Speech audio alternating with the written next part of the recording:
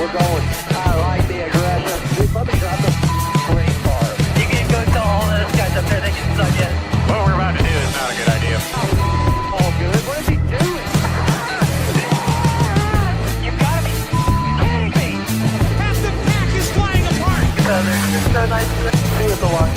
Oh, pack of cars come piling in as well. Jump. Come with the light. Hello, come back on him. That was incredible.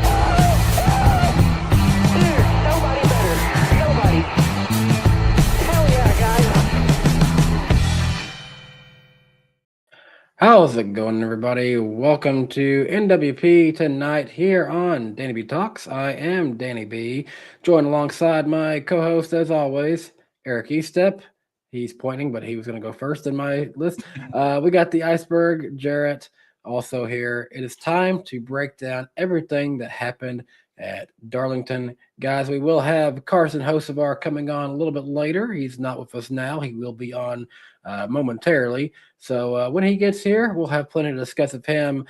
He had a little eventful race on Sunday, a little bit to talk about that with him.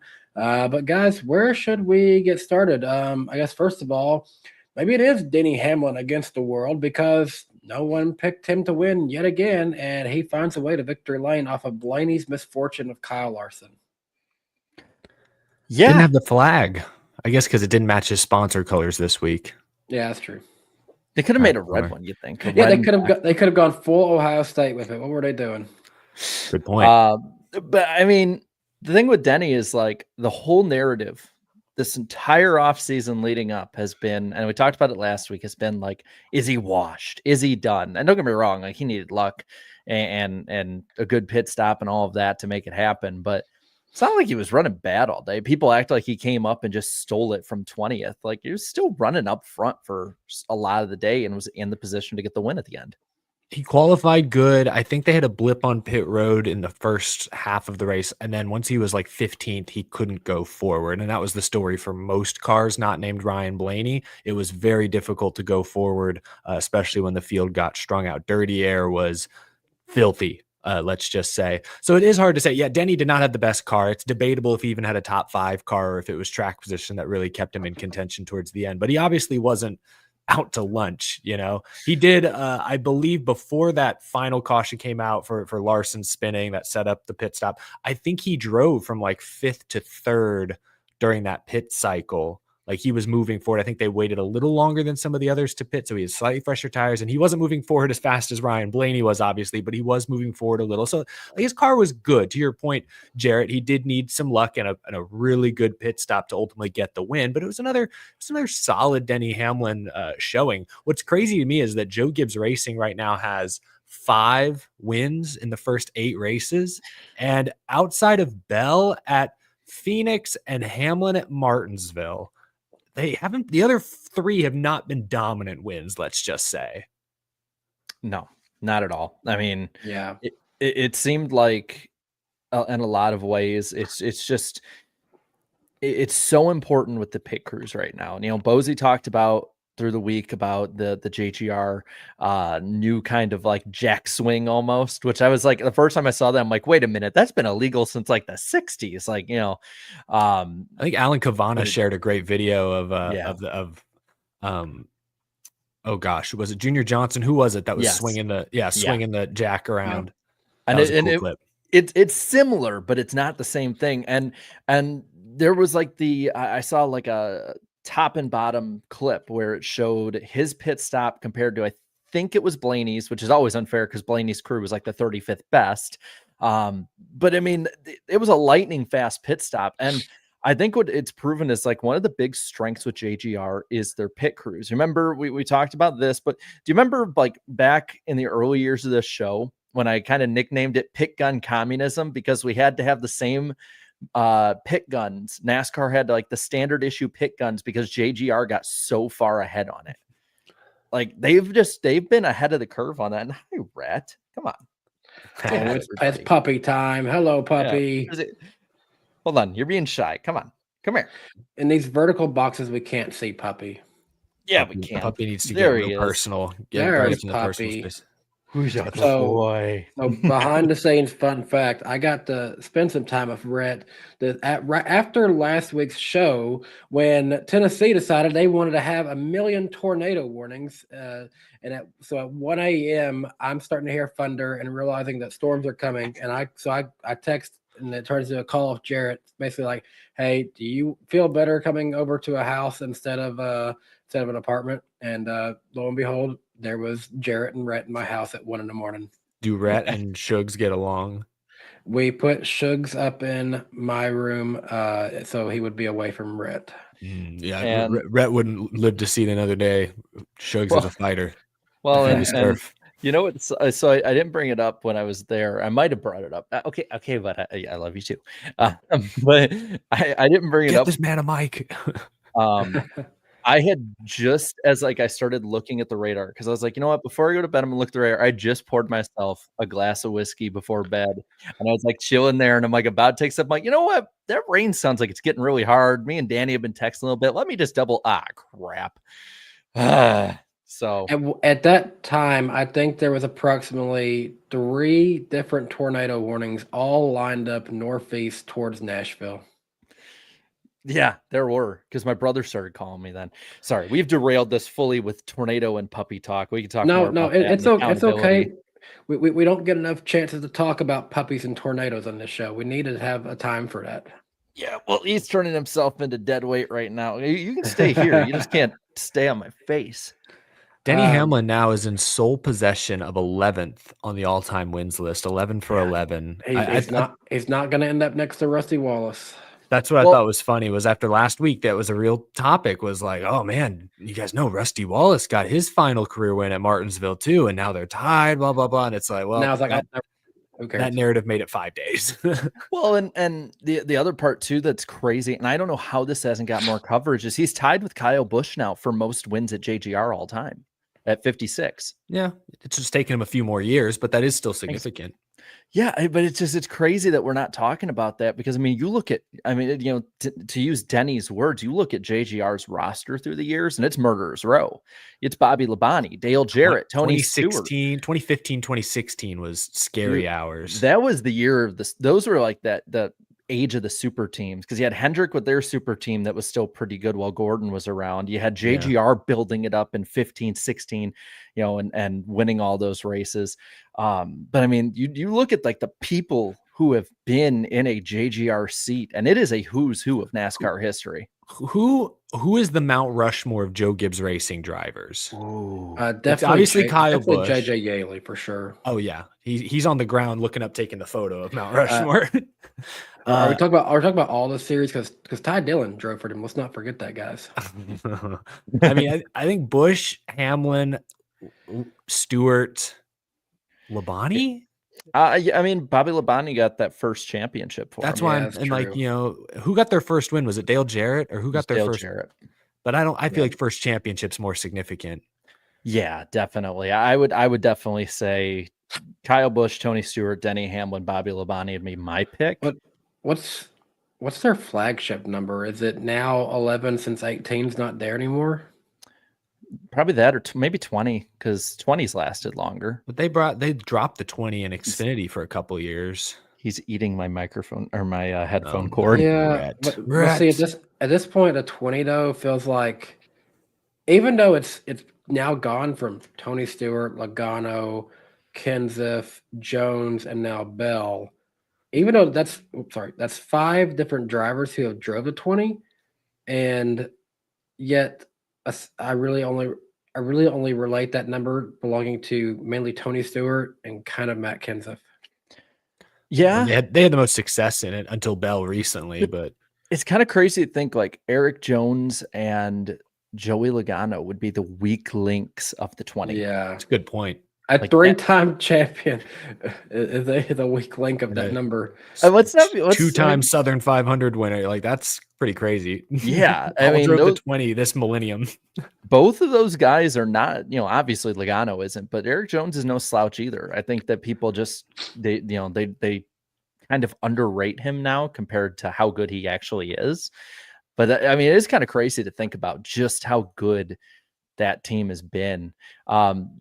I I told Riss I was going to do this, but then I didn't have the time to run to the store and get the materials. I was going to, because there were conspiracy theories galore, man. And I was going to go and get some tinfoil and make myself a tinfoil hat. And one of them was Denny Hamlin speeding on pit road at the end was one that people had out there, and that NASCAR let the guy who is like in partnership and suing the sport and against the sport downfall. Let them speed, get away with it, and be in position to win. That was one of the conspiracies of it. Never mind the games they've always said they played with the timing lines. It was NASCAR letting Denny win. Well, you got to remember, Denny qualified third. So usually there's like 4 or 5. Obviously, pole sitter almost always picks the very last, or what they call it, the first, whatever, that last pit box. And then there's usually 3 or 4, the next 3 or 4 pick spots, usually with an opening in front or behind, but right positioned in the timing lines so that they can maximize their speed throughout. Because it's not if at any point on pit road, oh shoot, you're going over the speed limit, you're done. It's your, if I'm not mistaken, it's the average. We can ask Carson when he's on here if he knows. It's the average between one line to the next. So you think about it, if his box is here, but there's a line right here, he's like stopped as he gets in to get his service, which means he's allowed to blast out because he's got all this speed he can still make up for it and still be below the average. I think these teams calculate it down that closely. So that's why Hamlin, I mean, I don't know for sure. Wouldn't be surprised if he was slightly speeding at one point, but not when he got to the line and the average was still under. Everyone plays these games. It's one of the benefits of qualifying good is he qualified third and got the third best pit box, which allowed him to do something like this. Sorry, he's still all over. Goodness, you would act like I have not given him attention all day. I've not went out and walked with him. I have not given him 3 chicken tenderloins to eat for lunch. That's the problem. You give him an inch, they take a mile. You give him a chicken tender, they want the whole bird. He's trying to shake you down right. He's like, I know you got more. Oh, I ate them all right in front of him. What does Cosmo do to you, Eric? What does he bother you with? He likes to scratch at my toes. Like what he'll do if I'm sitting at the kitchen table, he'll lay on his side and then just start like just grabbing at my toes with his sharp claws.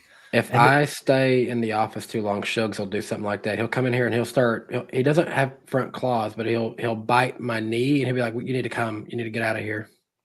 Yeah.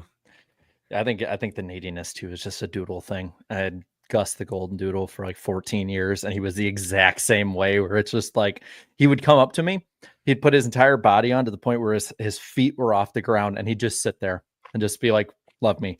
Dogs are great. They are. Let's talk a little bit about something else. Back more to the race. Let's talk about. Okay, we were talking about some of JGR's wins this season. It's kind of funny now that. Hamlin now puts himself into a situation where he could potentially be like Christopher Bell and maybe win 3 in a row because he's going into a race where he is a defending winner of the spring race at Bristol. So we could be looking at 2 different JGR drivers winning 3 in a row now because of this. But this race here would feel a lot like maybe Bell's COTA win because this race was dominated by somebody entirely different. Just like the COTA race was dominated by Kyle Busch, this race was dominated by William Byron, who looked like nobody could stop him until they did. They kind of stopped themselves with their I couldn't tell if it was overly aggressive pit strategy at the end or if it was them playing it safe. You don't want to be the first guy onto pit road. Yeah, you can short pit, gain some seconds on the field, but then if the caution comes out, you're screwed. So you want to wait a little bit, but maybe they waited a lap too long. It was hard to tell if they were being too aggressive or not aggressive enough because Ryan Blaney waited longer than anyone and he passed everyone. Like that's how good his car was on the long run. So I can't tell if it was really a pit strategy mistake or if it was Rudy Fugle and company just overestimating how good their car truly was. Because William Byron obviously had a fast car, but he never had to deal with dirty air. He qualified on the pole, would drive out to a big lead, stage would end, noticed a couple of times he would get to the tail end of the lead lap and his lap times would plummet. I think it was the end of stage 2. Joey Logano went from like 4 seconds behind to 0.8 seconds behind when they actually crossed the green, white checkered. So everyone was struggling in traffic, obviously, but it felt like Byron's car was kind of fool's gold. Like his car, if you look more closely, actually seemed to struggle more than anyone else's. And because he wasn't spending much time in dirty air, they weren't adjusting for it as the race went on. So that's what I thought. Like Byron, dominant performance. I mean, shoot, really, really strong run, no doubt. But I don't actually believe he was the best all around car because, I mean, some cars that could. They stayed out, and that's what the reason he was able to lead all those laps through the first stage and into the second. On the other end too, I think maybe, I don't think it was too much, but it maybe is something in the guys, I don't know if we're live anymore. It's recording, so there it goes. It's back. Oh, okay. We were showing that it was just getting spinny wheel of death on my end. Eric's internet has taken over. How dare you, Snappy? How dare you? We're all good. For once, I'm not to blame. If one of us is in here, it'll stay live. So more than likely, it was literally just like, it was probably just a StreamYard glitch or something. Because that was one of the big things that like was big for me on it. It's like, okay, so if my internet goes out, we're not screwed. So I think that's what happened there. So I think we're good. We should be fine. I do not have McDonald's Wi-Fi Evergreen Mountain. This is fun fact. This is not actually being pushed through from my end. We'll just technically it's not even show business. Technically, it's not even my end. It's none of our ends actually. It's just the website. Yeah, that's true. That's true. Which end are we talking about? Talking about too many ends. The good one. All right. But I think that might have been like all mixed together, that leading the most laps, all of that put together. So listen, I was kind of in the boat of actually kind of wanting to see it happen just because I've never seen that before. The last time it happened, I think I was 3. So I kind of wanted to see history. I'm not going to lie. Would have been interesting. Would have been pretty cool. Yeah. If he was going to win the race, I wanted to see him do it in historical fashion. I didn't want him to lead like all but 5 laps and win the race. That's boring. Then you don't even have the history on your side. You got to lead them all if you're going to win it, you know? Well, why don't we ask another opinion on the William Byron side of it and the dominating, what it feels like on the other end of it with our guest for tonight, Carson. Hey, there he is. You guys hear me? Yeah, we got you. And clear. Carson. Perfect. Look, he's coming at us from his little man cave over here. All the good stuff behind him. Yeah, this is my COVID.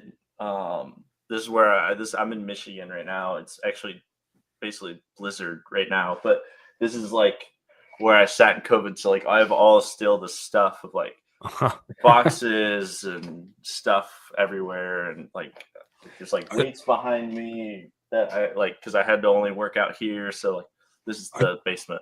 Are the guitars yours? Yeah, so like these are all like trophies for what I like ran like quarter midgets and stuff. Oh wow.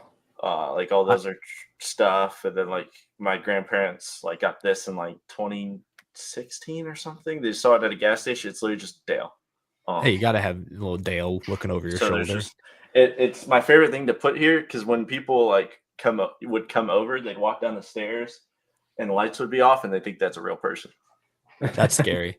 I asked about the guitars because during COVID for me, and my COVID resolution was I'm going to learn how to play bass guitar. So I went out impulsively and bought a bass guitar, and it has sat collecting dust for the past couple of years. So I wondered if we were in the same boat. But your guitar collection sounds a bit cooler than mine, having actually won them. Instead, I was followed around Guitar Center by a very, very attentive employee. It was very awkward. But Carson, it's great to have you tonight. We're just now talking Darlington, so you haven't missed much. Perfect. Yeah, sorry I was a little late. So you're all good. Give us your thoughts from this weekend at Darlington. How was it from your perspective this weekend?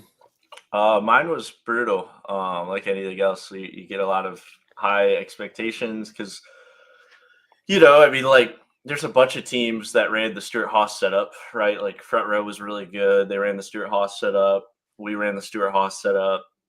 I know some guys from different organizations ran the Stewart-Haas setup, right? Like, because all those people left, so everybody just had this setup, and Stewart-Haas was only good at really one track as like a company, and that was it. So like obviously there was something there, and so we went with that direction. So we felt good about it, firing off like lap 4, I keyed up and was like, I think I have a tire going down. I'm not really sure. And like I was like the slowest car on the racetrack, getting super, super tight, and plowing, and didn't realize like my right rear was gonna pop completely. But it was going down, and got hit the fence, spun, came back, and the 24 struggled in dirty air that I actually got to drive back around him and go one down, and trying to fight there. And 24 went to slide up. He texted us saying sorry, he only heard 2, and they only called 2 because the 35 was staggered on us, so they still only called 2. And I was like, well, I can't even risk this. Like, I have to come up and just hope I bounce out of it. But like, I can't risk hitting a Hendrick car, and I can't risk hitting a Hendrick car that's leading when I know what I'm fighting for. So I like sacrificed myself off of 4 basically. We still got one down at one point, and but I mean, like, the full front of the splitter was gone. The rear diffuser was all gone. The rocker panel had a hole in it, and we still weren't like the slowest car on the racetrack at one point. So, which like sucks, because I think our car would have been good if we were that quick. Like, I fully expected to like go like 10 laps down, and then like I think I passed like my teammate at one point. I'm like, man, like I think they were just burned the tires right off it. But I was like, damn, like we're not like too slow. I just wish I was on the lead lap. Well, the big trophies in the fall, you can go for the Southern 500, which would be pretty cool. You tweeted something after the race, a great reference to one of my all-time favorite films, Holes.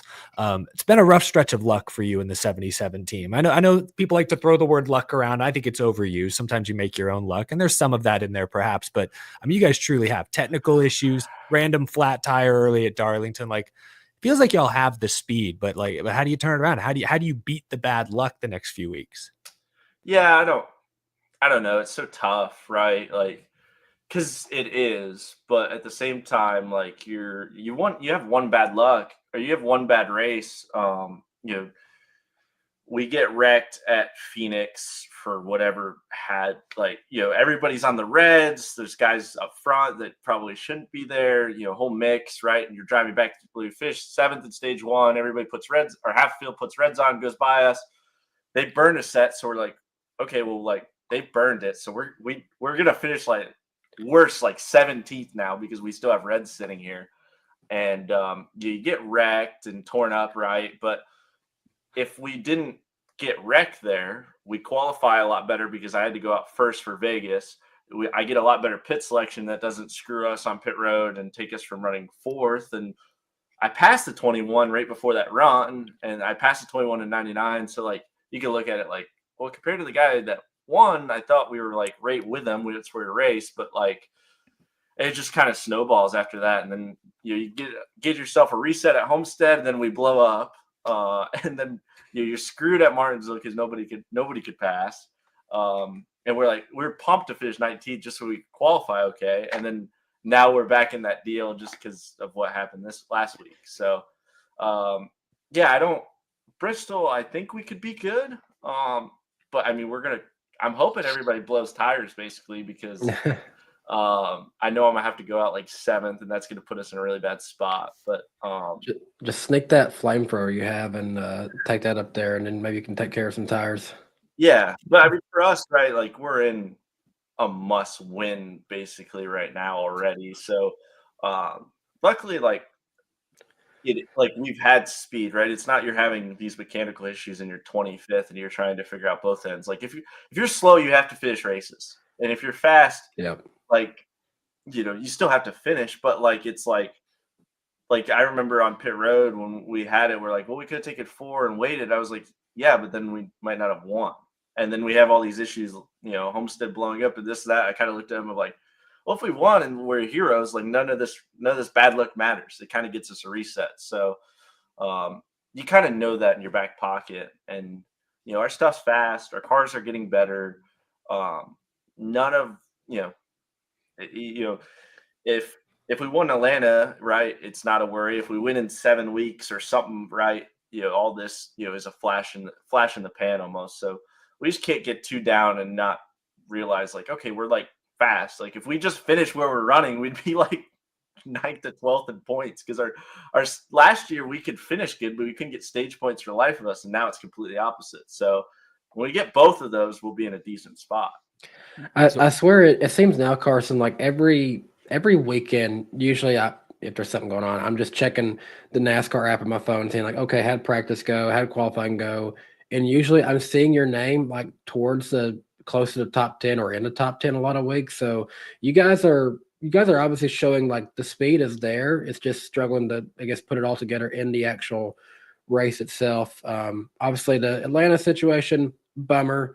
But, y'all are going to have more chances to, compete for stuff. You're going to have Talladega coming up here before you know it. And you never know what can really happen on some of these other tracks too. Is there any tracks like coming up that you are most looking forward to getting to? I know obviously a lot of people like Bristol for various reasons, but what tracks are really standing out in the schedule coming up for you in your second year now, right? Yeah. In Cup? Yep. Yeah. This next gen card is weird. You could be fast anywhere for one. Like, I mean, we had a shot to win Watkins Glen, and I didn't think. I mean, there was a one point I was running the boot that weekend, so I didn't think we were going to be any good that weekend. Let alone like that. My only shot at the time last year to win a race, like on a green white checker, was the Glen. So if you hit it anywhere, you could be good. But like my favorite track and race is the Brickyard. Like I love Indy. We were like P1 on 10 lap average, I think mainly because like I literally was having so much fun running that track. I scuffed the wall like once or twice, like on the limit, just because I was like pretending like I was leading the Indy 500. So I guess it's safe to say you were happy that the road course configuration was no more. Yeah, I never got to run it, and I'm really glad that my first experience was at Indy was on the oval. Like I felt like it would have been really depressing to like do that and go the wrong way. Meanwhile, your teammate McDowell is probably like, "Bring it back." Oh yeah, he definitely is. He definitely is wishing that. But I love the Brickyard. That's my favorite race, favorite racetrack, favorite place to go. Have you been to the Indy 500 before as a fan? Yeah, I have. When I was a kid, went to the Indy 500 a few times and everything, and enjoyed it. I mean, obviously, like that's something I would love to do. Like it's really high on my list. And someone in the comments a moment ago said, "Yeah, you should run the Indy 500 one day." Just hop in Larson's plane. Come on, let's do it. Yeah, I mean, realistically, like, I mean, I'm one call away from our owner, right, of being able to hopefully make that happen. With the relationship with TWG and Andretti and everything, but yeah, it'd be super cool to do that, but I feel like I gotta win a lot to do it. But it would be super cool to do it. Like I gotta succeed at my main job before I go do that. Yeah, win a few cup races, and then we can have the like best driver ever conversation, like we've been doing with Kyle Larson. Like then it'll be really exciting. Yeah, I mean, one thing like on my bucket list that I realized, like, it's one of my buddies said it, and I'm like, they're like, you should test an F1 car. I was like, there's no shot. Like, who would I call? And they're like, your owner? I was like, oh shit, yeah, you're right. yeah, I could. And it's fun to hear that world now, and I've become an F1 fan a little bit, obviously, just because like. I mean, I think the racing's not that. I mean, the best thing that's made it for me now is Max is not in the fastest car. So like now I'm just rooting on him the whole time. It seems like just because like he's not in the fastest, but I've tried to keep up with it, and it's cool to hear the like inner workings of Cadillac and how that's working. Yeah, because obviously I get to hear a lot of the behind the scenes stuff a little bit here and there, which is super cool. Yeah, before we get back to Darlington, I want to ask you just one question about the team, because we're kind of talking about that. Like Spire's grown so much in the last just 2 years, like we're talking about even outside of NASCAR, but you've got technically, I guess, 2 new teammates this year. I know Justin was there briefly at the end of last season, but like I don't know, what have you seen? Are you enjoying your time at Spire? How has it evolved in the short period you've been there? Yeah, I mean, I love Spire. All the people there, like, I mean, you hear people go to Joe Gibbs and they love Coach, right? Or they go to Hendrick, they love Mr. H.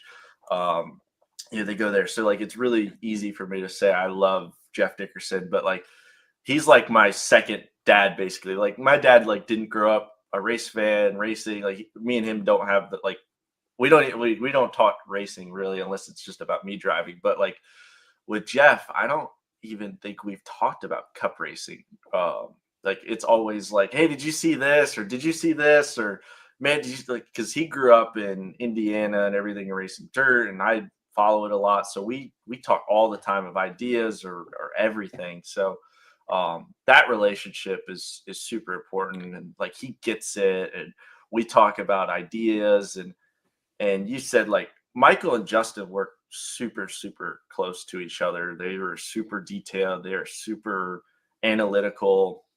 And me, like, I don't even know if I've logged into SMT this year. Like, I do not like it. It confuses me. I like to show up and play chicken with everybody and just show up blind. That doesn't seem to like be what they want me to do no more. But they're trying to mold me a little bit to be more analytical. Like they're trying Michael to teach you Justin. the squiggly line language. They're trying to translate that for you.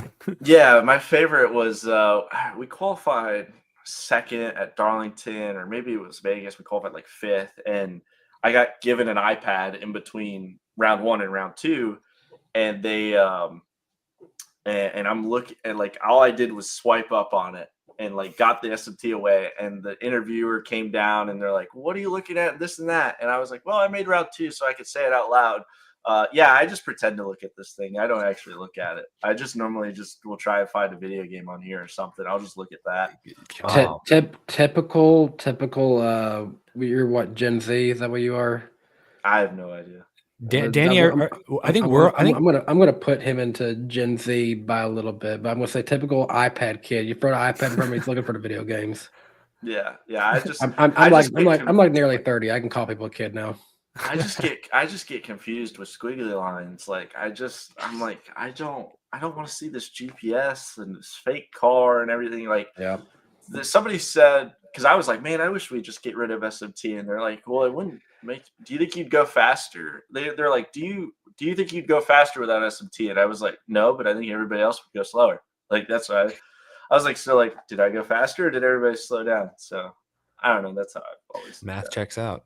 Well, really quick, I'm gonna kind of go back to the throwback weekend side of this, and I think I can get it pulled up and we can display it here.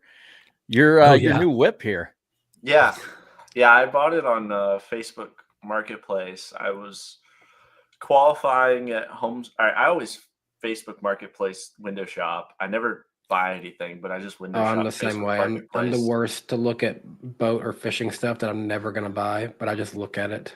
And I screenshot it, sent to all of my buddies and financial agents, everybody, and they all I got back was blank yes, right? And I was like, "Are you for real?" Like I was like, "Dude, it's quite a lot of money." Like you got some fun advisors, and they like talked me into this. They're basically like, you don't spend anything unless it's DoorDash. Just get this, and I was like, okay. So I did. I wired the money before the Xfinity race was over. Oh my God. That's what you're doing on the iPad during qualifying? Yeah. So before I was looking at Facebook Marketplace. So I was watching the Phoenix Xfinity race in the grandstands. I was sitting on my phone talking to the guy, offering him money, sent it to my agent. I said, offer him this. And we wired it before. Like I literally remember watching, Eric Almirola and Bowman like bounce across the line, and I looked out and I got a wire notification. I'm just curious because I know some guys who like old school NASCAR may not watch as much today. Did this guy know who you were? I don't know. I don't know if he he didn't play. Do you have a fake name on Facebook? No, I've had a few people. So I found a few things that I want to get on Facebook Marketplace, like real small things. And there was one guy that just texted me of like, hey, I don't want cash. Can you just sign something for me? Hey, there you go. So I'm gonna save myself like $200. It could be like the Superman Clark Kent. You just put the B in front of the Hocevar part of it, the silent B, and then no one will Yeah. know who it is. Yeah. Yeah, we'll just roll back and have that meme just be the secret identity. We were kind of talking before you came in here about the race itself with Darlington. You kind of talked about with the difficulty to pass the last couple races, stuff like that. And I got to kind of ask, like, looking at, for instance, William Byron, he just dominated for the majority of the day. I kind of have two questions. One is, what's it feel like to be on the other end of the domination, like as the rest of the field? I feel like it's self-explanatory, but I'm always curious of that. And then two, when it comes to being the one that dominates, like, what's that do to a team moving forward? Because like for the longest time, I remember there were so many times where it's like you'd be dominating a race in the truck series and then something would happen before that first win, and then the floodgates kind of opened. So I'm curious, like, both sides of that, like, one of the team that kind of lets it go, but two of the rest of the field that's just like uncle. Yeah, I mean, there's so many ways to unpack that, I feel like, but I think the biggest thing with this car is like, for me, like, if we ever got out front, our car was not great. Like, if I, like, you hear all the time, like, if you could just get me out front leading, I'll drive away. Well, like, for me, like, our biggest thing that I said in the off season was like, it doesn't matter if I'm leading. Like, I'm like slower out there. I'm better in dirty air. Like, our car's just slow, and it's because like it's so pace sensitive on ride height, and like, you saw like Byron, like, he was super good in clean air when his pace was high, but the second he got behind like Cody Ware for like was the last car, right? He couldn't pass him, and he instantly like slowed down like 8/10, right? And it's more the pace sensitive, and like he couldn't pass like anybody. I bet you if Byron didn't qualify on the pole, he would have had their car set up differently, and he wouldn't been as fast and as dominant leading, but he would have been better when he caught traffic and caught everything. But like the second he got behind a car, his race was over basically. And that's the balance is like, yeah, you can make your car great in clean air, but like the second you lose it, it's over. And that's why I think it's tough where a lot of guys, like, I think that's why a lot of guys, like, you see like qualify on the pole or something, like they instantly just tank this. Like, if they don't get the lead right away or keep it, you don't see them the rest of the day. It's because they have their car optimized for clean air. And that seems like what it's going to do. But like in Xfinity or truck or even the old Cup car, like for me, like when we would dominate races and lose, like I hate the whole experience thing, because like everybody looks like anytime I get brought up or like there's another kid, it's like, oh, you need like 3 years to truly know what they got or develop. And they're like, well, it took you 3 years. I was like, okay, but like the difference between year 2 and year 3 was 250 plus total downforce on our car, because that was the year KBM switched over to Chevy. They put the KBM truck in the wind tunnel, and it was 250 plus total downforce. And that's when we looked at each other at the start of the year. And I was like, well, I think like we had a shot to win like 5 races last year, so we should win at least 4. And that's what I was starting to do. I was like, I think we should win 4 races, because like now we have all this downforce and we were actually pretty quick, and you kick ass. And I think that's where you see like Xfinity or old Cup cars where they would go on a dominant deal, right? Like it would be aero, like it would be they found something in the wind tunnel and they're super good, and that's what you find. Like, Furniture Row went on their tear. They had a lot of stuff like Rodney Childress and Kevin Harvick in 2014 when they won everything. That was aero that they found. Like I remember, Luke Lambert is obviously my crew chief, and he said they found something for Homestead that got them 40 or 50 pounds of total rear side, and they almost won the championship because that was what they had, and they were kind of mid-pack all year, but all of a sudden they almost won. Or with this car, like there's a lot of times where teams will dominate races. Like I remember talking to Ross when he won the championship finale at Phoenix. I was like, you all should be pretty good like in the spring, because that was like my rookie year. And he goes, yeah, I don't know. We don't even know why we're so good. We don't even work on it. Like we were just ready for the next year. Like we don't. And they showed up in the spring and then we're terrible. And all they did was just show up the same stuff. They had no idea. So like, does at times does almost feel like it's almost chance that sometimes you think you're good, but it's completely off base because of how different this car is compared to Xfinity trucks, former Cup cars, stuff like that. Well, this car's so sensitive. So you could hit on it and not know what you hit on.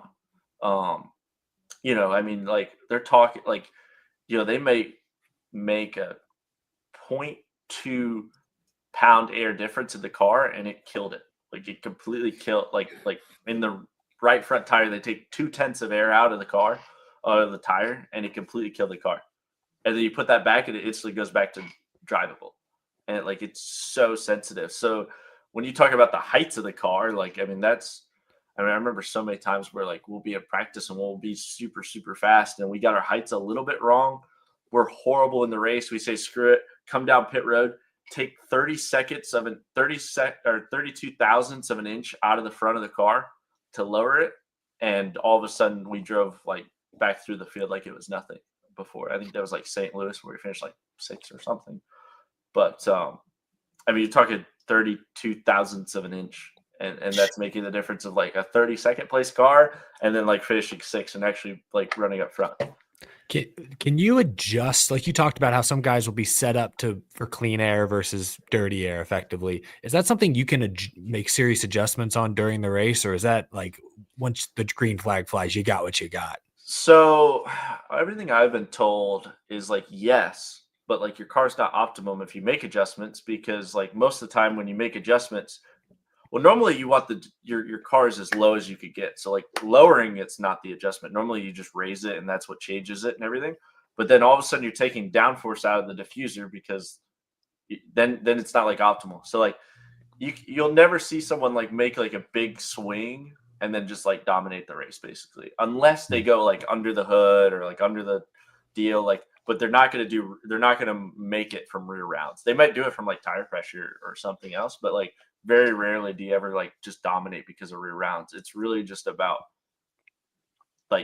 it's really honestly the whole game right now is predicting the race pace, because if you predict the race pace, you can predict all 4 corners of your car and the heights of it.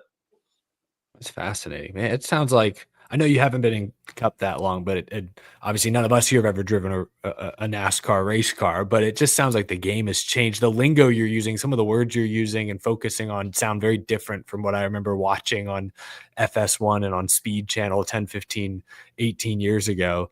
It's really interesting to hear how the next gen really has changed the game literally in so many major ways. Danny, I'll turn it back over to you because I know we have a couple final Throwback Darlington things to bring up.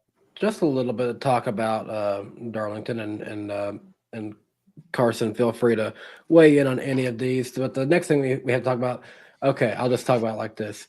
So at the end of the show, we do our race picks where we pick somebody to win.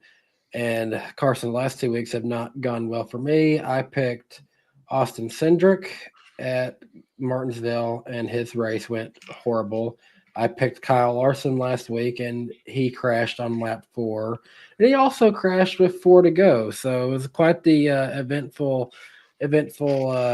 day for my pick this past weekend.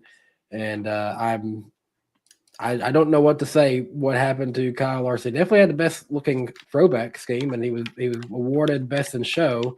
But it did not go the way that I think anyone thought that it would have for him. Should we put our tinfoil hats on when it comes to the end there with him and Bubba Wallace, everybody? I mean, that seems to be what the internet told me for the last week, give or take. I don't know. I saw a lot of tinfoil hat moments out there of a lot of people doing conspiracies. I saw a tinfoil hat about something when Carson spun out, coming from a driver in a truck series. I'm not going to mention his name though. Yeah, I noticed there was a few of those. Yeah, I mean, whatever they got to do to stay relevant, my friend. Whatever they got to do. Well, either way, it was very interesting the way that everyone seemed to respond to a lot of those. I'm just gonna say I didn't see anything tinfoil hat worthy for the most part, and I think the chat, if anyone else knows that, I can definitely go there if I wanted to for some different things, but I don't know. I thought the deal with 4 to go, especially, I thought that was just a racing deal for the most part. Larson slowed down. Bubba It was didn't have so chance to react. unfortunate, though, that it happened just when Blaney finally seemed like he had made the pass and was cruising. I'll put a tinfoil hat on. That's 2 JGR wins this year that were assisted, let's say, by another Toyota wrecking another Chevy. Remember Coda? What Denny Hamlin got in the dirt and spun Austin? I'm just saying. It's a total coincidence, but what a hell of a coincidence to have that happen twice in the first quarter of the year. What are they putting in the water? I think it was planned, right? Because Denny caused the Coda one. So then at Darlington, Denny got the payback so he could win. So now Carson's with the 77 themed tinfoil hat now. Yeah, Carson's got eyes and ears in those JGR competition meetings. I was shocked so many people didn't realize why Larson checked up so much. If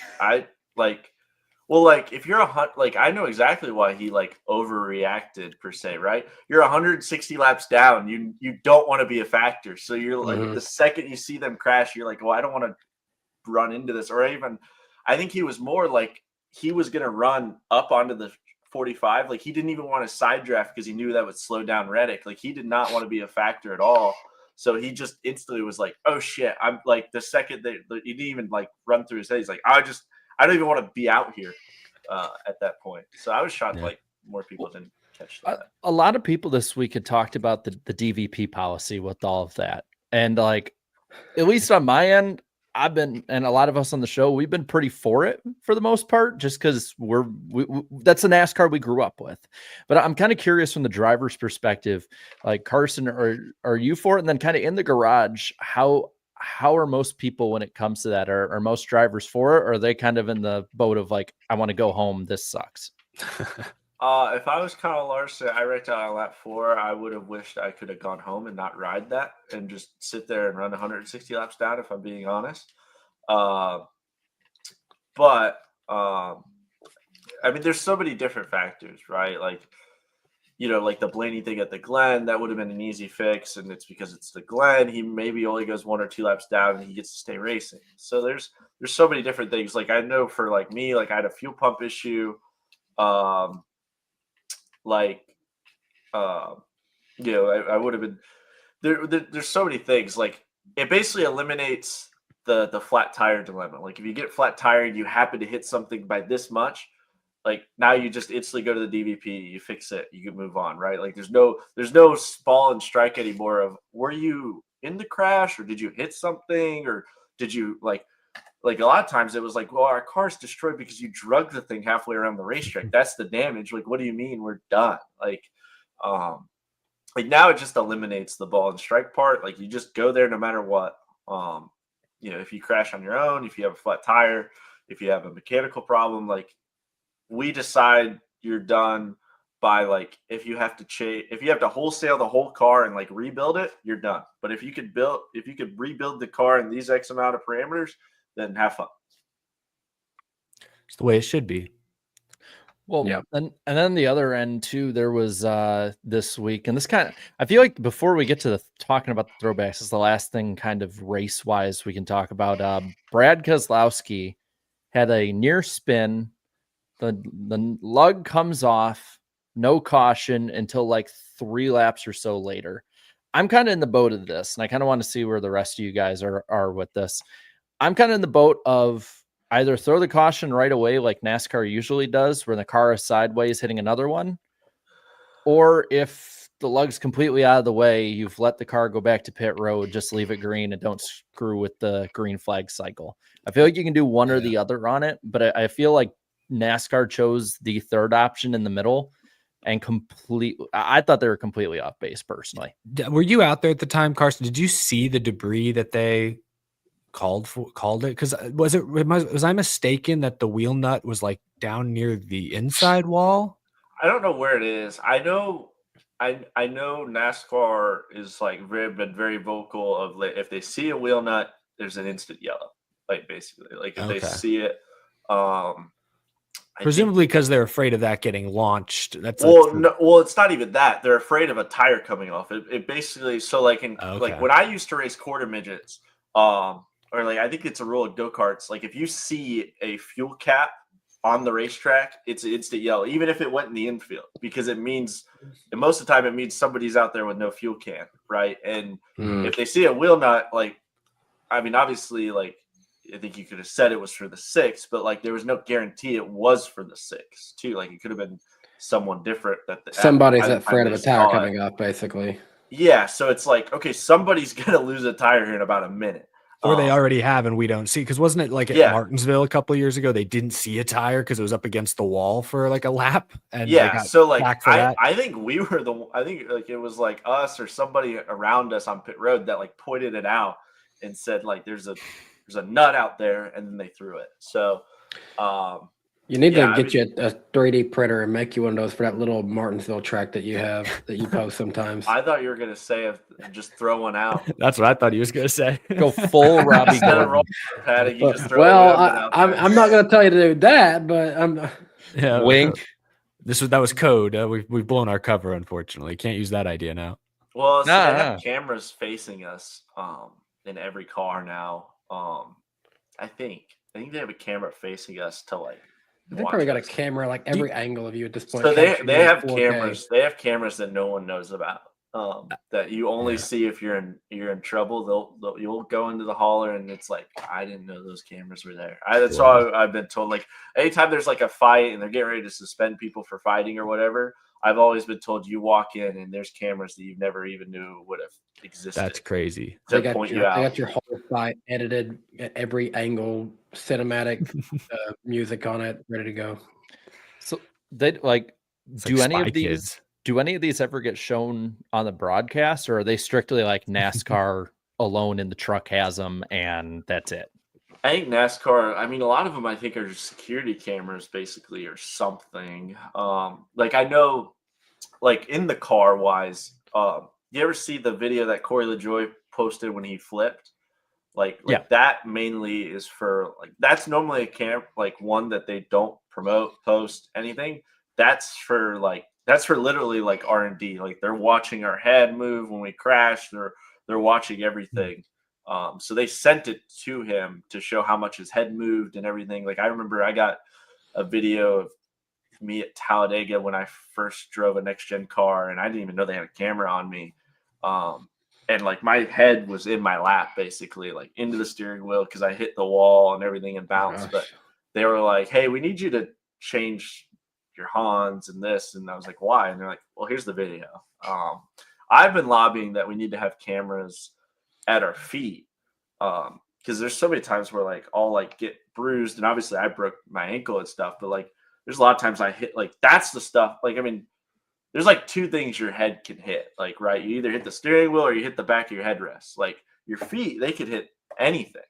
And I was like, that's the stuff we need to see and know. Cause like, there's so many times, well, what did you hit? And I'm just guessing I hit my foot on the brake pedal and the brake pedal flew back. But like, I'm sure our feet fly around. Cause wasn't it, I think it was Kozlowski back in like 2012. I think he was testing a road course. Yeah, he messed up his. By the way, we loved your car this weekend. You were throwing it back to Josh Balicki a couple of years ago, and classic. we always joke that we're one to talk about people not doing a throwback because we were literally on a car at Darlington a couple weeks to stand on right there. But I'm kind of curious, because we keep talking, we keep hearing about the driver's side of it, the media side of it, the fan side of it, like where you stand on it. You didn't, I guess technically did one, like you said, the Balicki one, but like that's just my joke for it. It's a throwback, but it's not. But I'm kind of curious just to hear a driver's perspective, because we heard the back and forth this weekend of like, well, it should stay or it should go or what. Like, if let's put Carson Hocevar in charge for a day or a year on the throwback weekend or long term with it, what would you want it to be? Like, what's your path forward for it? Yeah, I mean, ultimately, right? Like, it's not for us, but like it is a little bit, right? Like it's on our shoulders per se. Like it's for the fans, it's for everybody. Like everybody seems to enjoy it. But like I feel like it doesn't, like I feel like it's not bought in enough, in my opinion, right? Like, I feel like it shouldn't 100% rely on the teams because, like, the teams, if you look who did a throwback in Xfinity of who did it, it's all family funded stuff or minor, like small teams that don't have to deal with corporate sponsors that they know that, or two, that part of their pitch for that small sponsor was that they're going to get a lot more attention than they normally would. In Cup, a lot of the big brands you see didn't do it this year because it's so. I mean, I know like dude with like Chili's and stuff, and their corporate market was like unbelievable of like trying to get approval just for our scheme alone, just for 10 races or whatever it was. Let alone be like, oh yeah, by the way, throw out those brand guidelines. Let's go do this throwback. Because like for me, like I wouldn't want to do a throwback just to just pick a random scheme. I wouldn't want to do one where we can't do the colors right and you like I think I tweeted like if you have to ask what the scheme is or what you're shooting for, then you just might as well not have done it. It's not the scheme like the when it's on the Gen 4 car when you have the picture side by side. It's when the car's alone because when you're watching the stands and everything, you're not gonna know, right? And two, like I think it's kind of funny. We always talk about like wishing like sponsors would do 36 races and like we could just have the car be iconic and everything. And then we go to Darlington and everybody just starts running other people's schemes that you forget like, oh fuck, who's in this one or who's in this one or who's in this one. Because like there's a handful of times I'm out there like you naturally are just like, shit, who's in this car? Like 'cause you can't see the number perfect. You're like, fuck, who's around me? Like, I remember, like, there's a lot of times where, like, I'm looking at the front of somebody's car. I'm like, I don't know who's this. So I don't know. Like, for me, like, I think the broadcast doesn't do near enough. They need to do overlays. They need to do more than just like either skits or just bringing in people and they just do an interview or do a podcast basically during a stage. Fair enough. I don't agree with that. Like, that's dumb. They need to do like overlays and complete like. In my opinion, if Fox can't change their overlays because of corporate and everything, like how do you expect the race teams to do it with their sponsors? And two, like I think it does need a little bit of a refresh, a little bit. Now I did hear like that it sounds like it's all like this might be the last year of doing it or last year of doing it the way we're doing it, which I mean, in 2 years, everybody's going to miss it if that's true. That's the way Twitter works. In a few years, it'll all be nostalgic. But no, I just wish there would be more. Or if you're gonna do it, we have to do it on the Southern 500. Darlington's a tough one to sell, and normally all the sponsors are front loaded, or like you get halfway through the year, you get time to like reset and like make that a thing.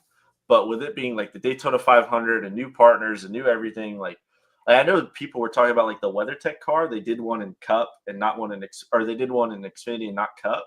Well, like Cup's their eyeballs. Cup's the one that get a corporate deal.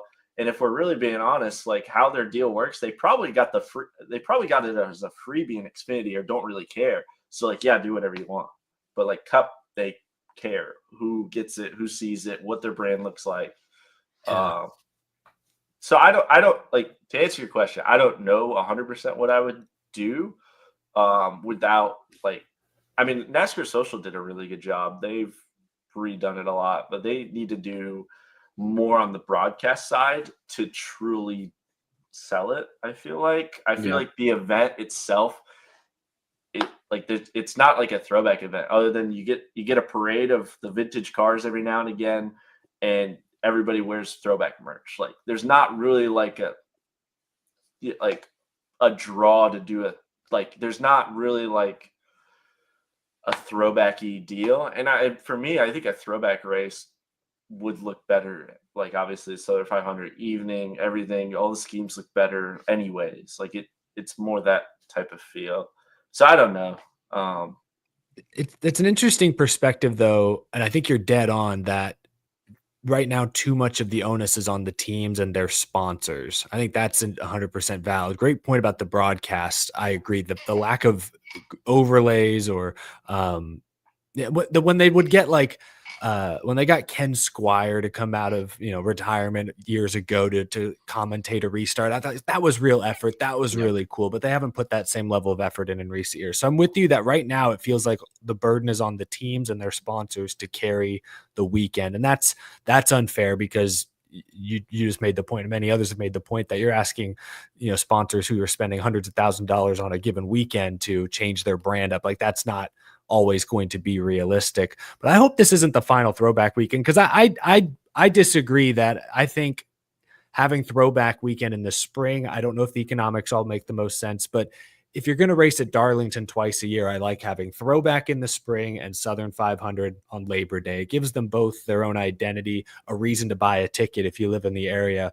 If they take Throwback away from Spring Darlington, you might as well not run Spring Darlington anymore. And I know the race this weekend wasn't a thriller by any means, but I don't think most fans want to see that. I think it still gives the spring race its own feel, even if it's a little more understated than it's been in years past. I hope they continue to build up this weekend, but like you were saying, Carson, it needs to be the broadcast. The track continues to do more. It seems cool. They had a lot of retired drivers were there. I saw Gluck and Bob Pockris, their tweet up had, I think it was like Ron Hornaday and Mike Wallace and Jeff Bodine were out there chatting with fans. Like, there's people are putting effort in, which is great, but it still needs to be more balanced across the board if the weekend's going to evolve, I think. Because I think there was less than half the Cup field in Throwbacks this weekend, which was, compared to last year, that was a pretty huge decline. So that tells you that maybe something needs to be adjusted. That's my take. I thought for a little bit maybe it could stand, even find a new, I don't know, maybe every now and again a new track to fit that into. It ultimately, if Wilkesboro gets a point date, if it ever becomes a Cup a points race, I think Wilkesboro would be a good candidate for it. I think. Oh, I'm sorry, but go for it, I think really there's so many things there's so many layups in my opinion. If you're going to do a Throwback weekend, driver intro should be its own different thing. They should have something different for that. How they do activation of bringing drivers out or doing stuff like that needs to be different. There needs to they need to try and replicate what they did in the 80s or 90s.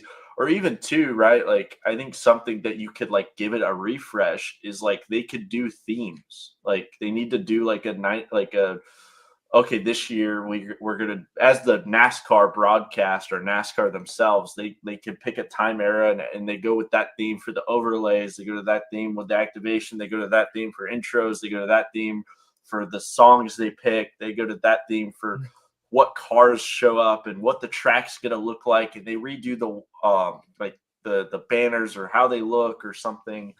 I think that's how you I think NASCAR has to carry it, and the cars definitely would be the bonus.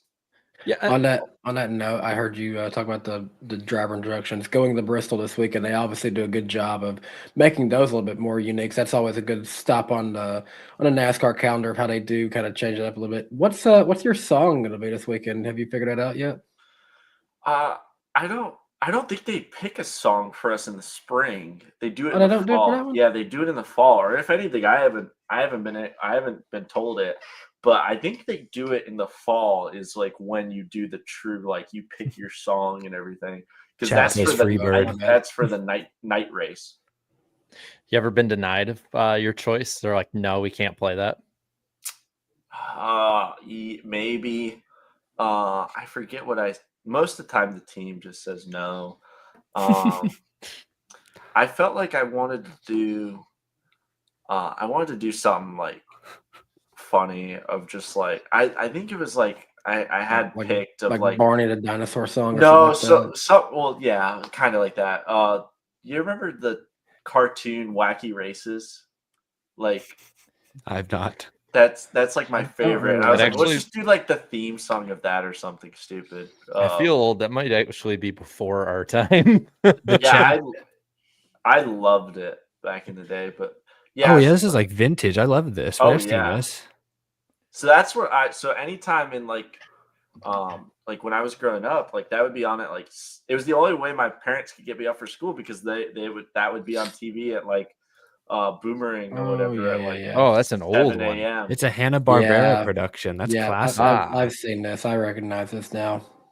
The whole chat saying you need to pick Freebird though next time you get the option. So the it's a little thing- basic, the- but yeah, the thing is, you have to pick something that is like super loud and like has like no words.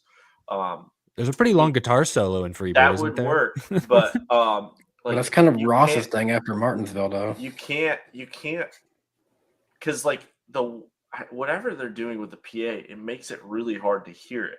So like unless you have it like a song that's already loud, and really clear, I've noticed like it's really hard to hear it.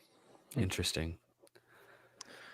Well, Well, on that note, I know we got to move on, Jarrett. What is or I don't know who wants to take it over, Jarrett or Danny. I know we have ratings and a poll that we want to do real quick for Darlington. Yeah, I'll run over the ratings real quick.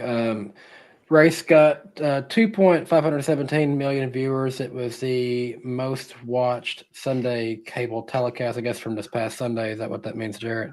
Mm-hmm. Okay. The race peaked at 3.099 million viewers, which is actually down 4.4% from the 2024 Darlington Spring Race. It is the lowest watched Darlington race since the 400-mile Spring Race returned. So not the greatest. Hold on. Andrew Winslow in the chat said you need to pick Nickelback or Creed. Favorite Creed song, really quick, or do you have one? The only one I know is Higher. Or is that what it's even called? I think it's got to be that one. I don't know the name of it either. Is Carson Googling Creed songs? I think I need to do the same don't thing. know. I don't even know names to song. I love that like time of songs, but I never know names. Normally I just Google lyrics and then I just get an answer. Like I love like any 3 Day Grace songs and stuff like that. Does anyone here I ever would- like hum into Google to try and like find a tune or a melody? I've I've never never done done that. I didn't know that. you could do that. Yes, I you didn't can know you search could do for a that. song and you can literally hum into your phone. And if you're anywhere remotely close, it'll tell you like that sounds like a 45% match of this song, a 20% I'm like match of the last person needs to do that. I've got this redneck Southern like East Tennessee twang. It will not come out right. like I just hum it. I'm just like do do do do. It's not good. It usually doesn't come out great. Anyway, but Getting Nickelback's "Devil Went Down to Georgia" cover, that'd be a good one. Yeah, we got the They poll did for that. this week. About 10,000 voted. 7% said it was great. 51% said it was a good race. 33% said it was an average race, and 9% negative. 58% net positive.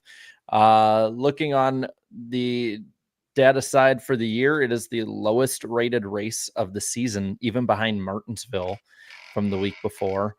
And it is of, let's see, 3, 6, 9, 13 of the 13 Darlington races, it's rated 12th. Only the 2021 Spring Darlington race had a lower rating than it. Same positivity rating, just people were more negative about it. So generally the lowest rated. I saw, Carson, you said you'd voted no on the Jeff Cluck poll. Yeah, I just didn't have a lot of fun myself. I think the feeling was mutual based on a lot of the results. The first comment from it comes from Steve5 Minecraft, who says, "I am Steve. I am Larson fan. I am sad." So Minecraft has taken over the Twitter timeline for me. I've just been seeing nothing but this movie here lately. see, that has resurrected that one Instagram reel where it's like this European family is like, this kid wanted Minecraft for Christmas, and his very old grandfather did not hear Minecraft. He heard a different one. I don't want to get taken off YouTube though, so I can't say it. I think I know what you're talking about. It's Minecraft, Papa. Minecraft. oh no, oh gosh. Okay, chat would fill me in on that. Yep, you can look up some World War II history and know what he's talking about. Now, of our 7 comments and 3 gutter comments, first one from Speedy Turtle says, "Us Blaney fans really can't have anything this year." Nope. They can have the lead late, just not at the end.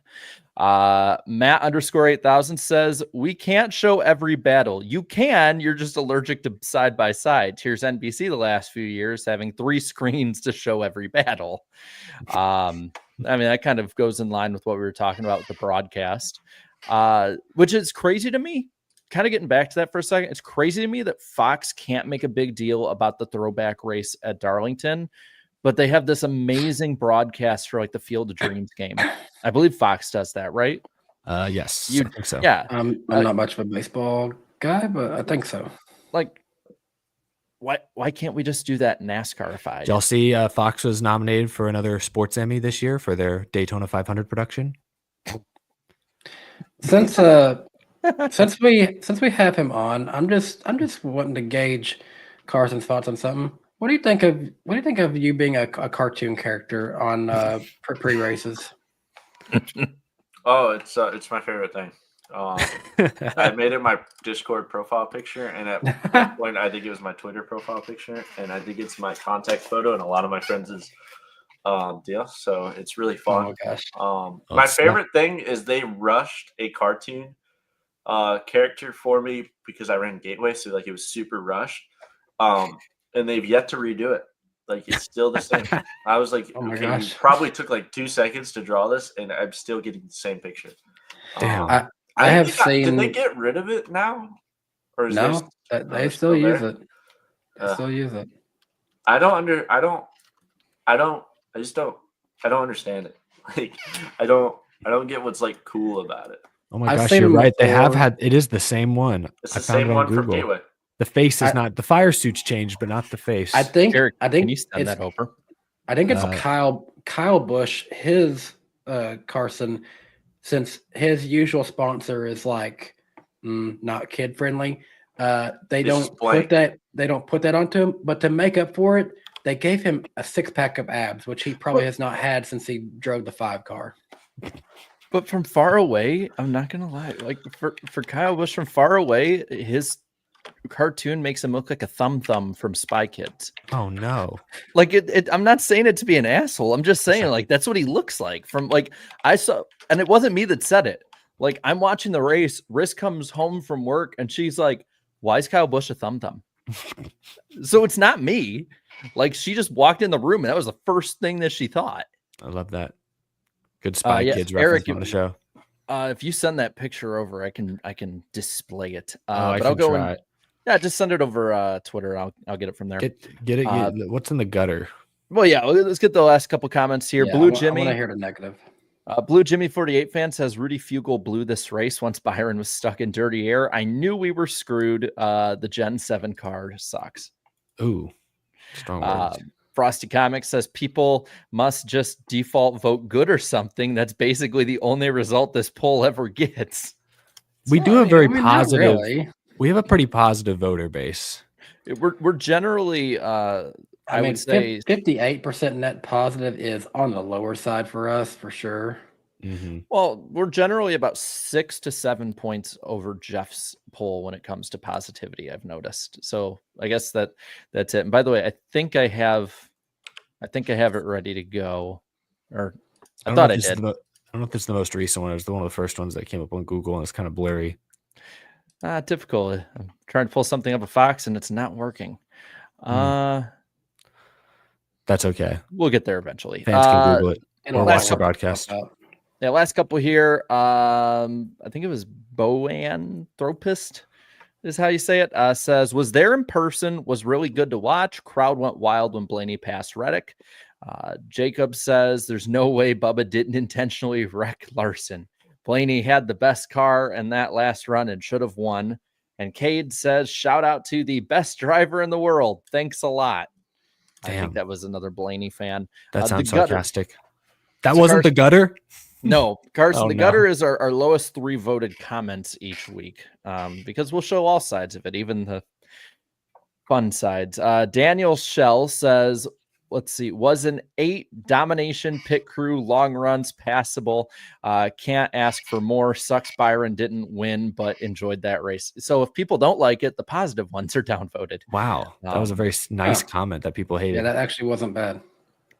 Jordan says, Bubba wrecked Kyle just so his teammate could win. Where's his penalty? There it is.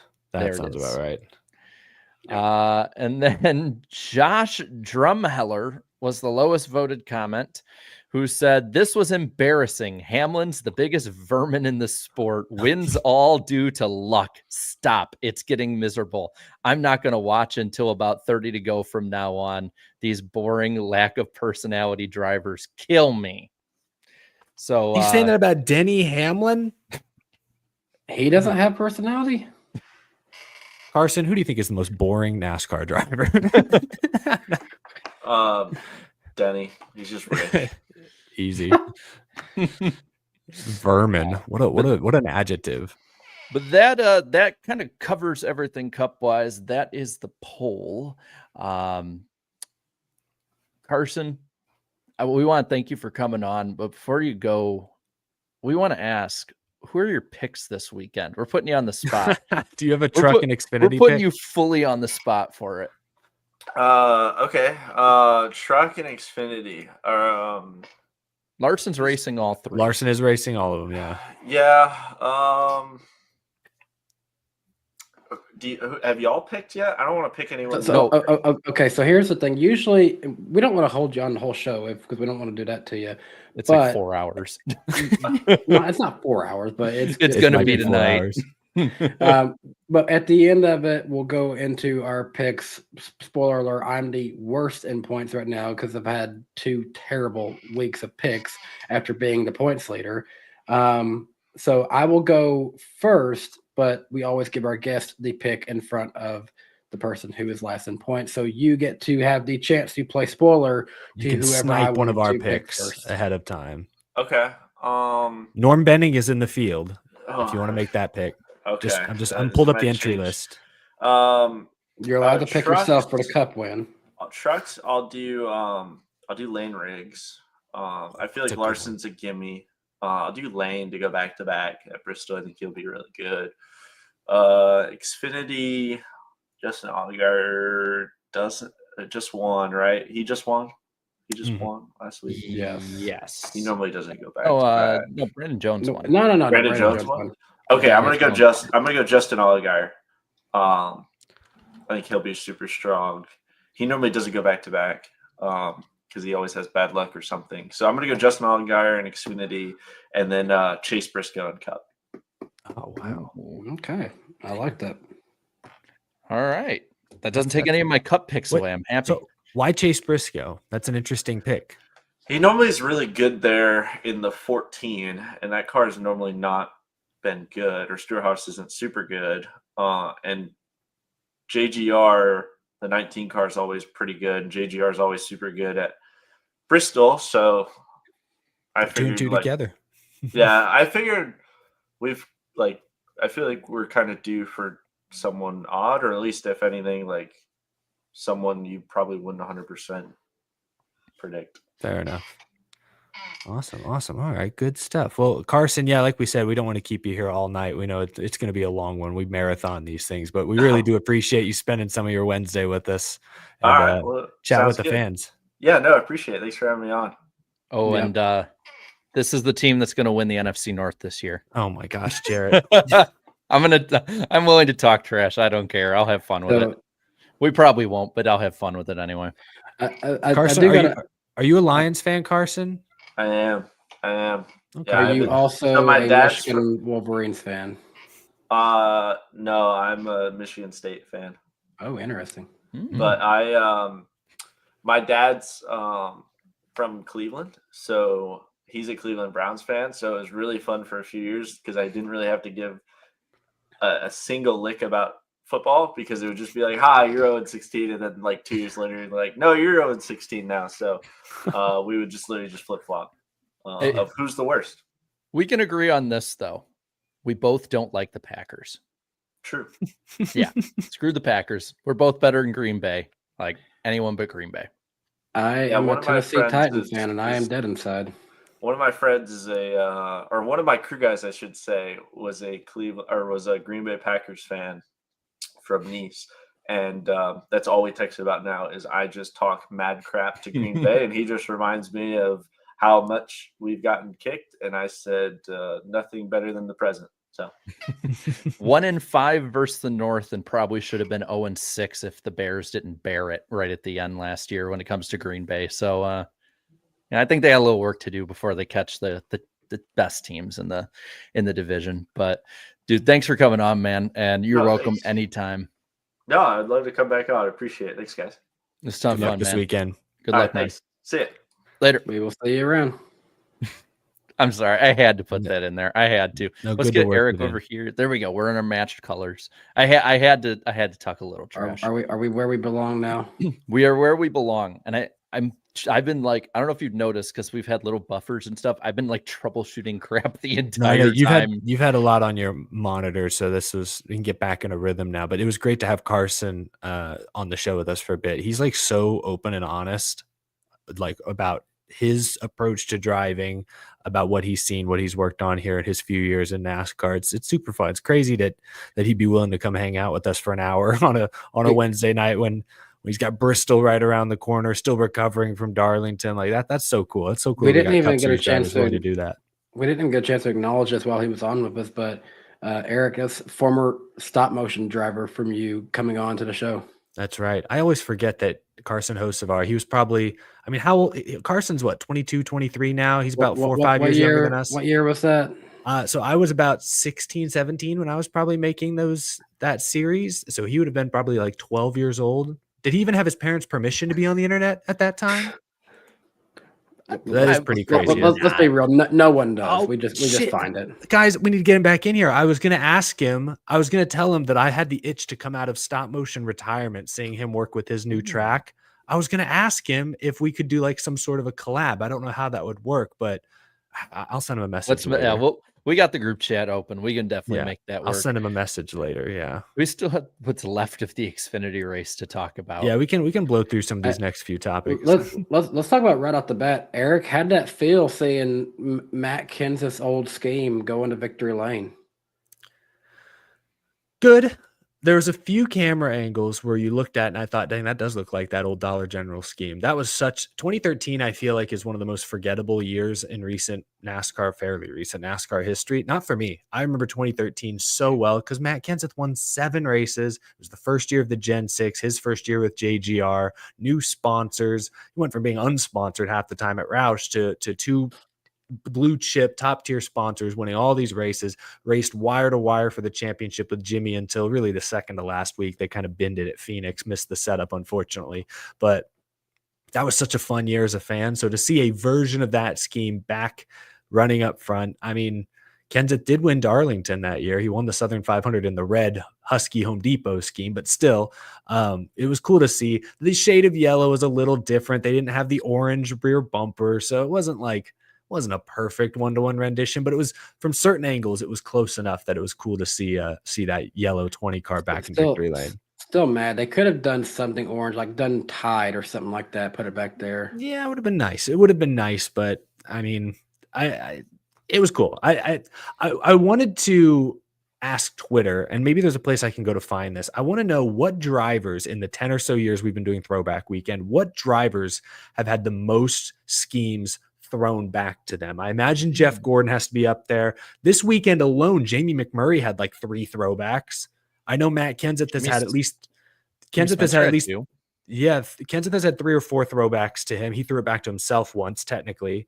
And I'm not Junior's had a few at this point. Yeah, but I'd be curious to know if anyone has a tab that's like kept track of what drivers have been thrown back to the most. How many Richard Petty's have we seen with the 43 car at this point? It's got to be him, right?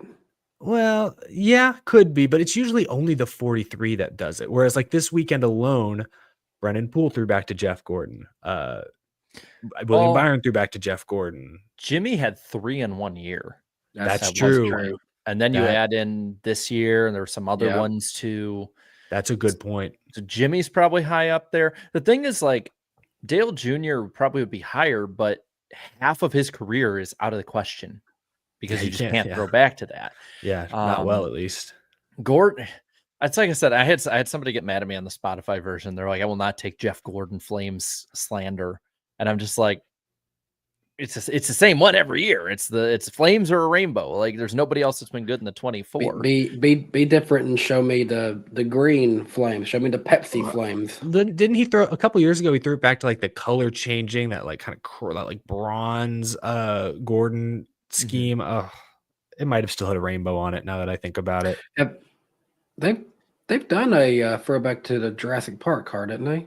Did they do that? I don't once? think so. No, I don't think they have. That would be cool if they could do that Raptor brand and do something like that. That'd be a different one. Feels like a no-brainer. Why have they not done that? Have they done that? I feel like they've done that. If they have, it's probably not been great. But it just, why do I think an Xfinity team did it? Maybe they did. Probably did. But kind of getting back to Xfinity, like let's talk about the Xfinity series. Brandon Jones getting the win. I think they said what 98 race winless streak he had. It's been a couple of years at least. I felt good about him going back to JGR. He actually had a good rhythm going there when he left, and then the move to Junior Motorsports derailed him. He fits better at JGR, I feel. Yeah, because I mean he was just atrocious last year, and he's had he was contending at Martinsville last week too. Yeah, and other than the first couple races, he's had speed. Like that's the big thing. Like, he's actually, even if he hasn't finished well, he's had the speed and run up front. And I honestly think that just getting that consistency built up, honest to God, would probably be the best thing for him. It's crazy though, because like when I think of Brandon Jones, I think of him winning. Because I remember one of the first years my dad and I went to Kansas, he won. It's almost like he's went from being like that pay driver everyone doesn't take serious, and everyone says, oh well, they're just he's only there because of the money, to like now he's almost been underrated because he was so bad for that stint at JRM. So I'm curious to see how he's going to do moving forward. And this is fresh off the heels of that, this race is fresh off the heels of that meeting that they had with the Xfinity guys after Martinsville, which I honestly think probably got through pretty well, it seems like.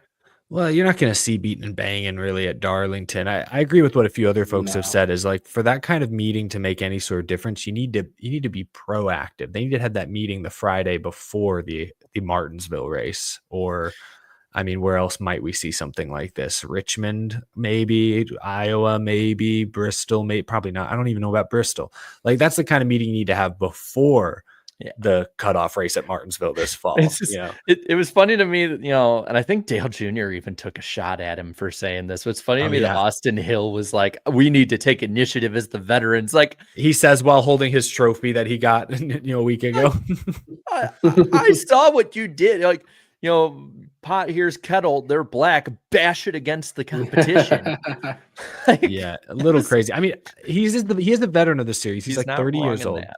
Yeah, but I would rather, like, I feel like a few folks have also talked about how there's nobody in that series that really commands respect. And I think this is the problem. With all due respect to Justin Allgaier and Austin Hill, nobody really respects them. And honestly, nor really should they. I mean, we're not going to have the Justin Allgaier Hall of Famer debate, but he's not an all-time great driver. He's a solid, lifelong Xfinity regular. He demands some respect, but it's not the same.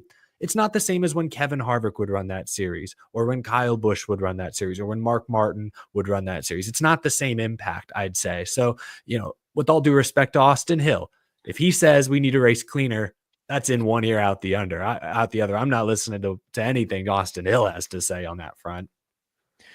And Xfinity side of things too, really quick. I know we didn't talk about it because I couldn't find it, at least when it came to putting it in the itinerary and all of that. But did anyone see? Did we eclipse 1 million viewers again for Xfinity? Because like if you look at, we did.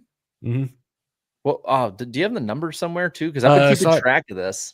I saw it today for the CW. Yeah, it was over 1 million. I don't remember what the number was. I would argue this, and it's kind of crazy thinking about just because it's a second-tier NASCAR series, but honest to God, if you think about it and you look at the numbers compared to other racing series in America, like you could really argue Xfinity is the second-tier series in America with the viewership. I mean, it's, obviously F1's at 3 a.m, but that's not going to change. So we got to judge the numbers off the numbers. It's ahead of IndyCar that's on Big Fox, which is a more viewed channel.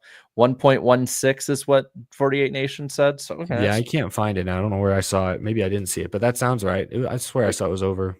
So I because I've been thinking about this more and more because, obviously there's going to be more coverage to Cup, whether it be, us, whether it be in the main broadcasts for NASCAR, mainstream NASCAR media. But it's like, the more I think about it, it's like Xfinity really is like right up there as like one of the top series just in America in general. That's just how big NASCAR is in general. I don't know. It was something I was thinking about this week, and I wanted to kind of vocalize that on here.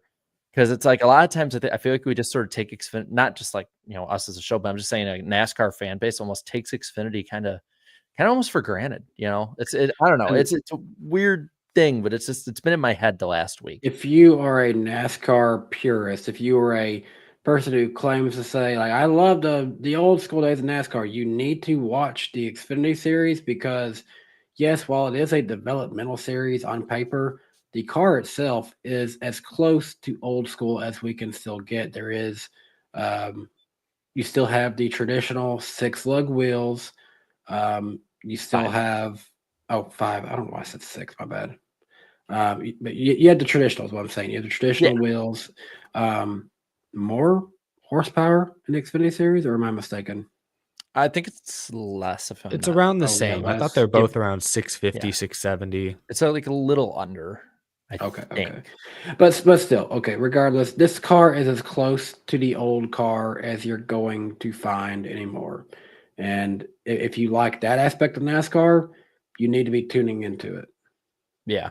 Xfinity stands, even if they had one bad week. But that was a long week of Darlington here, man. Damn. Big first half of the show. It was, but it was kind of sidetracked by our conversation with Carson. We appreciate him coming on again. If you guys missed that, you can always go back and rewatch it with Carson on earlier in the show.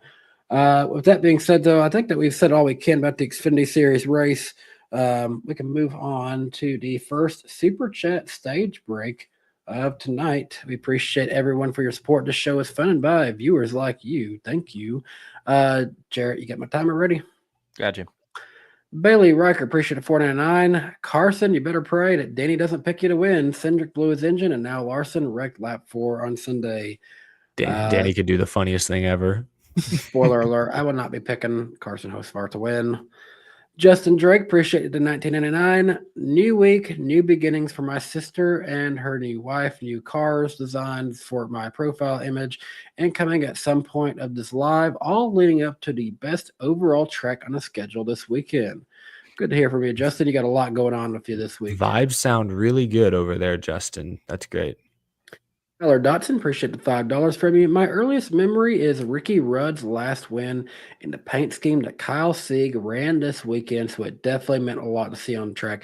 That was a beautiful one. I've always loved that Haviland scheme from Ricky Rudd, the 28 car. It was so good to see that one. It was one of my top 5 like most immediately recognizable schemes. Just the colors were so good. Alex, appreciate $2. Did you hear that Strasburg 90 is back in service? No, I did not.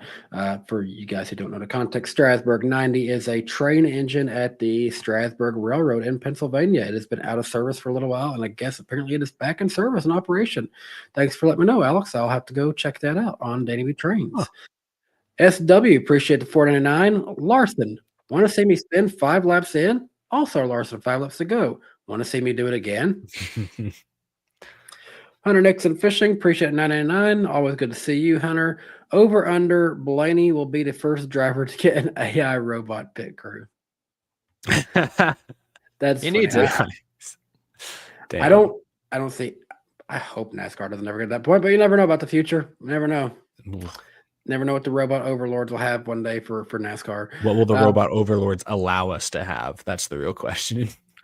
Bobby Blair, appreciate it, $4.99. Love or hate Denny. He's top 10 in all-time wins, and he has 3 500s. He's a living legend who deserves more respect, in my opinion. I will not contest that. I would agree. Oh, I think everyone on this panel at least would agree he's a first ballot Hall of Famer. And I feel like he's top 10. Yeah, he's almost top 10, all time? Yeah, he's 11th. On the all-time wins list. But you saying he's a top 10 driver of all time? No. I was saying Just on the wins list. He's Okay. almost top 10. I I mean, was gonna I'd say say I don't know that I'd put him top probably 10. top 15, easily top 20. He's probably top 20. I don't know if I could put him top 10 or top 15. I could probably find a way to argue top 15. I wouldn't be confident. Top 20, I would easily be confident in. That's how I feel about it too, I believe. But I'd have to actually really look at the list. I've thought hard about my top 5, top 6. I haven't thought as hard about my top 20. So I'd have to really think about it. But that sounds right. We haven't thought about this in like 2 years or so. We got another 23 before we have to make a list again. I'm going to do 2 more to end us off on. Urban Alvarado, appreciate the 999. Richard Petty's 200th win. It's so elusive. Like has to be the right condition car and driver to break that record. If I can see Alex Ovechkin score 895 in my lifetime, maybe a driver can get 201. They will have to be. It would have to be like Connor Zilish being the greatest driver ever by the time he starts racing, probably next year. Yeah, every year for like 30 years. Yeah, he'd have to have like a 30-year Cup career, and he would have to average nearly 7 wins a season. Yeah. Oof. I mean, if we I like the confidence, but it's not happening. I mean, if we have, the rumored 42 race schedule everyone was talking about a year or two ago. Let's just go back to 65 races. Be a man. Well, today on NASCAR Week podcast, we're breaking down the 4 races that happened this week. There's one happening right now while we're live. We would become the NASCAR Daily podcast. Dude, that was just 2020 for like those couple months. Remember, we had like 3 of them were pre-race shows because of Wednesday night races. That's true. Last one to end on, Hunter Nixon Fishing. Appreciate it, $4.99. Too bad he's not here anymore. Has anyone ever told Carson that he looks like Matt Olson from the Atlanta Braves? I would have to look up Matt Olson. I kind of know what Matt Olson looks like. I think he looks like my brother-in-law personally, but I guess y'all don't know who he looks like. He looks a little like Matt Olson. Matt Olson looks like the most generic baseball player I've ever seen in my life. Maybe, but I don't know if I see it. I'm gonna let them judge and just chill. All right, but that's it for the first super chat stage break. Thank you guys very much. We are funded by viewers like you. Thank you. Now, thankfully, Jared, it's been dry for the last few days. We don't have to worry about tornadoes or anything like that or severe weather anymore, but we do still have to watch out for the lightning round to strike us here on the NASCAR Weekend podcast. And there it is. It struck us. Yeah, we got a couple things to look at. Of course, obviously, every week we're going to remind you of the NWP channel for episode replays and specials, stuff like that at NWP Clips, as well as we're on Spotify and all iTunes, all of them. If you're listening on there, share it with all your friends, give us a good review, all that good stuff. Now it's kind of a mixed bag of happy and sad. We'll get the kind of the sad one out of the way really quick. Is it Shigi Hattori, I believe? Is that how you say his name? I think it's Shigi Hattori. Shigi Hattori. It had kind of like leaked out slowly this past week, but then it was confirmed that he passed away in a car accident. And looking at the way that young drivers especially reacted about how he was able to help their careers. I mean, it sounds like just from top to bottom in the garage, he was one of the more respected members of the truck series as an owner. And it just, especially like hearing that he passed away in a car accident too, it just sucks. And it was sad to see. First of all, it was sad to see just his team having to step back over the last couple of years, considering they were literally champions, not that long ago with Brett Moffitt. They had a lot of success with Austin Hill as well after him. People don't remember that time where he was with them. But it was sad to watch his team kind of, fade away from Truck Series, and very, very sad to find out about his passing this week. Yeah, I don't think the 3 of us ever met him, but you could tell he was extremely passionate about racing. I mean, you don't come all the way from Japan to start first driving in. He drove an IndyCar, I guess. Also drove in, and then drove in NASCAR. And then you start a NASCAR team. And if I recall, he would still even as recently as probably the last few years would fly often between America and Japan, coming and going to Truck Series races, would be there pretty often. And like Jarrett said earlier, left an impact on a lot of young drivers' lives, namely the Brett Moffats, the Austin Hills. They had a lot of success. So, very sad news. Just a little note here. Some people are pointing out that the Shige was kind of his nickname he was given. I think his full name was Shigi Hattori. Yeah.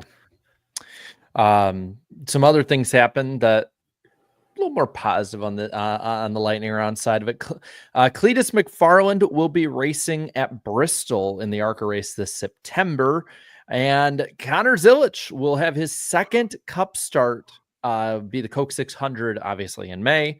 On the other end, brand activation side of it, we don't really see this as much anymore, so it's actually kind of a big deal. Kyle Larson will have a Prime Larson edition bottle, according to Adam Stern, this being for the time of his double. It looks good. It sounds like a good flavor too, as well, from what I've read up on it.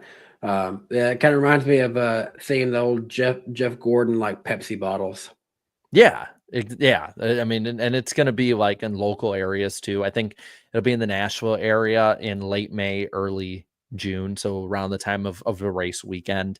They have the full list on Prime's website for it. I'm curious because I don't really drink Prime, see what it tastes like. Now there's not too much info on this yet, so there really wasn't enough to have a full segment on it, but hacking group Medusa claimed to breach NASCAR with a ransomware attack, seeking over $4 million, according to HackRead, which covers hacking and stuff like that. For the most part, what they released were just a few pictures of like brand colors, tracks, stuff like that. There was an interesting note that was left that it at least reads like somebody got run over or hit by a golf cart at Martinsville. A lot of people are kind of rolling their eyes at it, but my big thing is like, one, if this actually is happening, which it sounds like it is, like hackers aren't just going to let all the good stuff out immediately if they're trying to get money out of them. And two, NASCAR is not going to comment on this or acknowledge it. They're just going to get their authorities involved with it. And we're probably not going to see a lot of the stuff that was taken and all of that. But hey, there's never a dull day in the NASCAR world. That's for sure. I think $4 million isn't much of an asking price when you consider NASCAR just sold Auto Club Speedway for almost $600 million. I mean, it's not nothing, but I just say NASCAR, do not negotiate with these terrorists. If you're not with us, you're our enemy. But like I said, it's never a dull day, and especially next Wednesday won't be a dull day. We'll be on Eric's channel April 16th at 8 p.m. We got Ellie Productions coming on after he's going to be on a car this weekend. So gonna be a lot of fun talking to him about that. Good to see Connor doing well out there. But I think that'll do it, guys. I think that'll do it for the lightning round. Danny, we got some headlines coming up. Let's go one to the other. Yeah, and it's too bad we don't have Carson on here anymore, because I kept looking at something in the background of his video where he had a little hood with a very familiar car on it that means a lot to Jarrett. A red Budweiser number 8 Chevrolet that was in his background. Dale Jr. had fought very hard. Well, I don't think necessarily fought hard per se. It was finally given up, the trademark from his stepmother, Teresa Earnhardt, for the rights to the DEI-8. Now it's in his possession. He's able to use it with his Xfinity Series car driven by Sammy Smith. A lot of controversy, though, behind Lamar Jackson, quarterback for the Baltimore Ravens, who was pushing back on Dale Jr.'s team for the rights to the 8 trademark, but not the 8 that you might be thinking of first and foremost. As things got confused over what is what. So many people were getting up in arms on social media. And as it turns out, the trademark being pursued by Lamar Jackson's team is not the DEI 8. It is the Junior Motorsports 8, which is more of an altered version of the font of the number 9 that was driven by mainly Josh Berry. A few other drivers drove it. Sammy Smith did drive that before the DEI 8 font. But because it's not something that Junior Motorsports is going to necessarily pursue and use anymore, they're just going to give up the old style Junior Motorsports 8. I don't know about you guys. I think that's the right call. That you've obviously got the 8 that you wanted.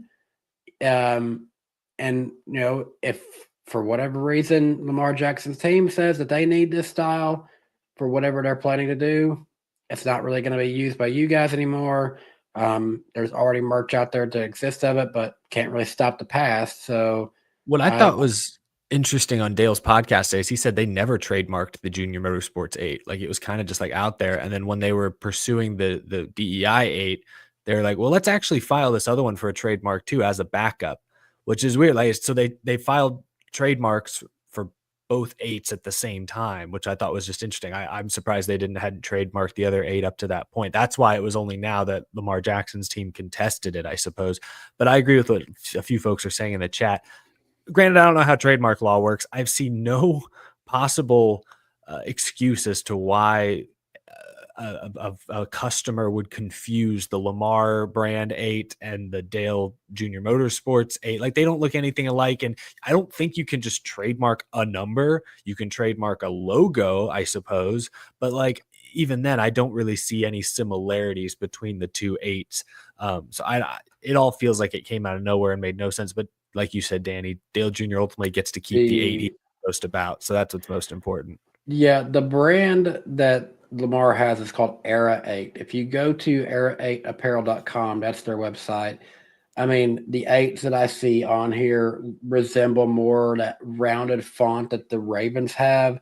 There's one shirt here that says Era 8, but it's a more of a block lettering 8. I mean, how many football teams have a block lettered 8 at some point on their roster? I mean, that's more close to what we're looking at than Junior Motorsports, unless they want to actually then put out a line of shirts with this new 8 font that they've seemingly acquired. I can't understand why they necessarily felt so inclined to have it, but Well, and the crazy part too is like on the whole story is like originally like even the original article reported it as like just the DEI 8, and then that went crazy with it. That brought even that much more to it, and then I never talked about that. And then it got clarified of which one it was, and everyone looked at that again, and it's just crazy to me. I have the Dale Jr. diecast when he ran at Richmond because I was there and I bought it of that 8, and it looks nothing alike. And at the same time, like he's also in a dispute because it was never like everyone's saying a lawsuit. It was never a lawsuit. It was just sort of a dispute. He's in a dispute now with Troy Aikman, who I would argue has put more of an impact on football, especially when you look at the fact that he actually got past the championship game and won Super Bowls. Dale Jr. has more playoff wins than Lamar Jackson does. This whole thing is just dumb. It's just, it is, to me, it's a publicity stunt. It's to get a bunch of people who are obviously not going to be as inclined to be football fans or Lamar Jackson fans to talk about it, hear about it, stuff like that in a lot of ways, because like most people, like I would argue most people who are NASCAR fans generally don't care as much about Lamar. And I guarantee that people who are more Lamar fans are not NASCAR fans for the most part. So to me, it just seems like a brand play. Like nothing more. I will say this has brought out some interesting conversations from, accounts that you wouldn't normally see talking about NASCAR. Like a lot of football pages picked up on the story too. But I will say something that was at least refreshing when I looked into the comments on those. I didn't see really many people doing the whole "you watch NASCAR? Who watches that crap?" I didn't really see that, honestly. So No, I was at least kind of impressed by that.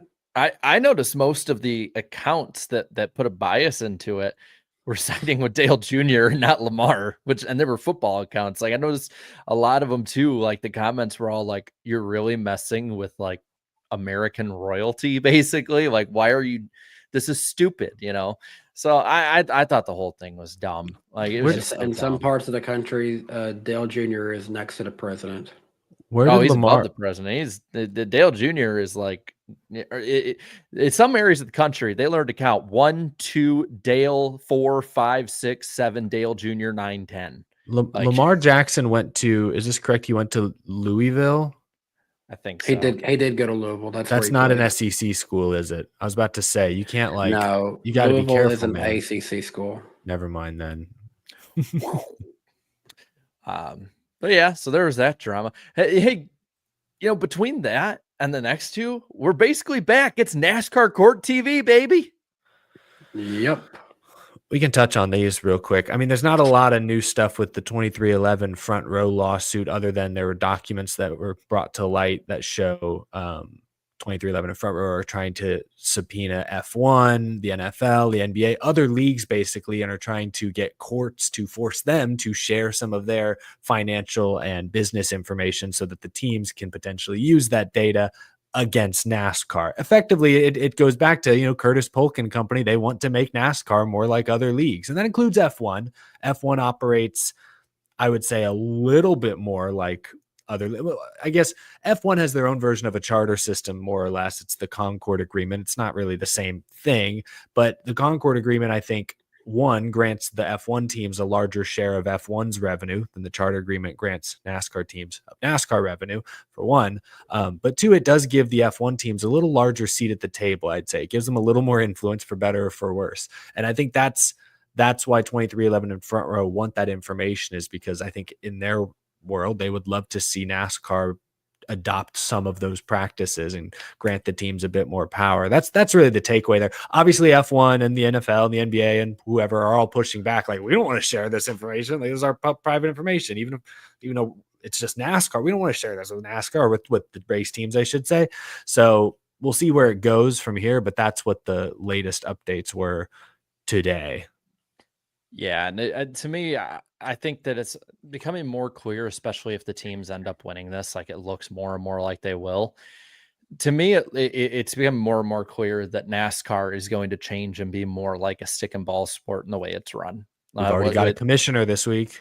Yeah, we got a commissioner. I mean, we're already seeing the restructures, and now we're seeing this kind of stuff. Like, and I get the commissioner stuff is, you know, not the same as others, but it's just a name. Yeah, it's just a name for now. But there's switching stuff around, making new departments, things like that. And I'm, you know, and we can kind of talk about it too with the Legacy Motor Club stuff, because some quotes from Jimmy Johnson also came out and what he was talking about. I believe, was he on the Bus with the Boys podcast, or was it like at a subsidiary or something? I have not seen it. He was on a podcast. I've not watched it yet, but it sounds like he Dale Jr. was on recently Bussing with the Boys, but I didn't see Johnson on there. He was on some big one. I don't know what it was. I just saw the clips and like heard some of the stuff he was talking about, and I was really interested in that, because, like, you know, there was, because between that and Dale Jr. Download, we got the podcast reporting that we can talk about with it. I mean, allegedly Legacy paid $45 million for the worst charter in the field. The number 27. Business of Sport podcast, I believe, is what Jimmy was on recently. Okay. And I literally saw it just cut off in like 10 minutes segments on Twitter or X. And so I was like, oh, I saw a bus. Must be that one. Okay. You can tell how much I venture out, because I don't listen. I want to say this. I don't listen to extra podcasts for the most part, other than my core group of ones, just because, like, I got shit I got to do, man. Like, I don't have mastered 5 extra hours. I've mastered multitasking because I listen to probably half a dozen or more NASCAR podcasts every week, and it's like that's 6-7 hours of my week if I don't multitask. So I have to multitask. Yeah. But, you know, he had talked about like a possible cost cap even by 2027 in it. And I could totally see that happening. He talked about teams, Well, that's something that's in the Concord agreement that F1 deals with. So like the Yes. teams have a greater seat at the table, they get a larger percentage of the money, but they've agreed to a spending cap. And it's questionable sometimes how it's enforced, as I understand, but like that's a thing that they had to agree to. And I think NASCAR has suggested in the past that the teams should agree to something like this, and teams have pushed back. It sounds like the exception is driver salaries, which is kind of funny that it's like that's the exception when driver salaries have been so diminished over the years. Yeah. Like I'm actually okay with that though. I think the cap should be more on how much. Maybe I don't know if I actually believe what I'm about to say, but I feel like the cap should be more focused on technology. Like as kind of interesting as it was when Joe Gibbs Racing was spending $1 million on slightly faster pit guns, that's big picture. They should not have been spending that money. I think it's fine to introduce a spec gun to take that out of the team's hands. But like the people, like I think it'd be great if the teams were empowered to spend more on the best pit crew members or the best drivers or the best spotters. Like that, I kind of actually agree maybe shouldn't count against the hypothetical spending cap. That should be it'd be just the drivers, not the team. The team members wouldn't, I don't think, from the sound of it, aren't included in that. Yeah, I don't know exactly how F1's works or how the NASCAR would work. I'm just saying in general, I don't necessarily want the people to be part of that cap. I want a cap on how much unnecessary R&D everyone's doing, potentially. Imagine if we could have something in NASCAR where we actually have like a draft system, like teams get to draft their pit crew members or something like that. So you can get your most athletic guys distributed evenly. See, for me, I'm kind of at the total other end of it because I like the idea of ingenuity in NASCAR. And I feel like making a cap, making it so people can't do extra, can't push the limit further is just going to stifle that. And we're going to get more of the same. Because I mean, yeah, like, is it creativity or is it just over outspending, like money by speed? I feel like if you place a cap, money's going to buy speed no matter what. I don't. But if you cap how much money you can spend, that's what I'm saying. Now it forces you maybe to get more creative with what you have. That's just my theory. I mean, with the next gen, you can only get so creative. So basically, we're saying, looking at you, Hendrick and JGR. Well, I mean, as Carson was saying, there's only a couple of adjustments they can make on during the race. My point is that we're seeing. I mean, if we've seen that, we're seeing it in practice. We're seeing a cost cap in practice of Formula One, which is widely considered by many boring ass racing. Everything's the same. Everything is sort of the way it is lined up the way it is, and all of that. And NASCAR has always been different in that way. And I don't like the idea of completely going away from that because NASCAR has tried to stifle it so much and make everything more equal. And now we're talking about how it's hard as hell to pass at everywhere but an intermediate track, how dirty air is more of a problem than ever at Martinsville and Bristol and Dover. And we're going to have those problems no matter what because cars go fast, but it's like it's so much more pronounced now because everything is equal. And I feel like NASCAR constantly making everything equal is only going to just make it that much harder because you're going to have those little things. And I am open to seeing some things here and there added in. I don't want it to be a one fell swoop kind of deal because I feel like at that point we're just going to keep everything just so close together. And we're 4 years into this car and everyone's kind of been complaining that everything is like the worst it's ever been. And I get this is the next gen pattern. We have a bunch of good races. Everyone's amazed with it. A few bad races. It's the worst thing ever. We keep doing the cycle. I mean, we can see, but it's like if the racing gets worse because everything is even more the same. There you go. I mean, is the fix winding it back? Because at that point, I feel like you're going down a path that you really can't come back from. I think that's kind of where I'm at with it.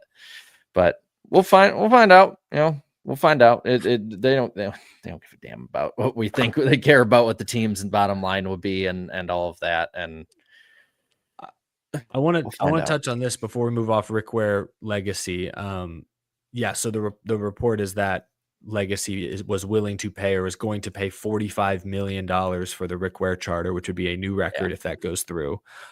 Obviously, Rick Ware's trying to bow out of the deal. Now there's a lawsuit because Legacy says, "Hey, you already signed the deal." And Rick Ware's like, "No, we signed for 27. You guys changed it to 26. Legacy's like, "We didn't change it. You signed what we wrote. Whatever."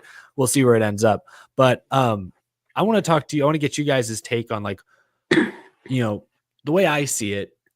in recent years, all of the mid-pack teams, it seems, have tried to get to 3. 3 is the magic number. Spire has 3 charters now.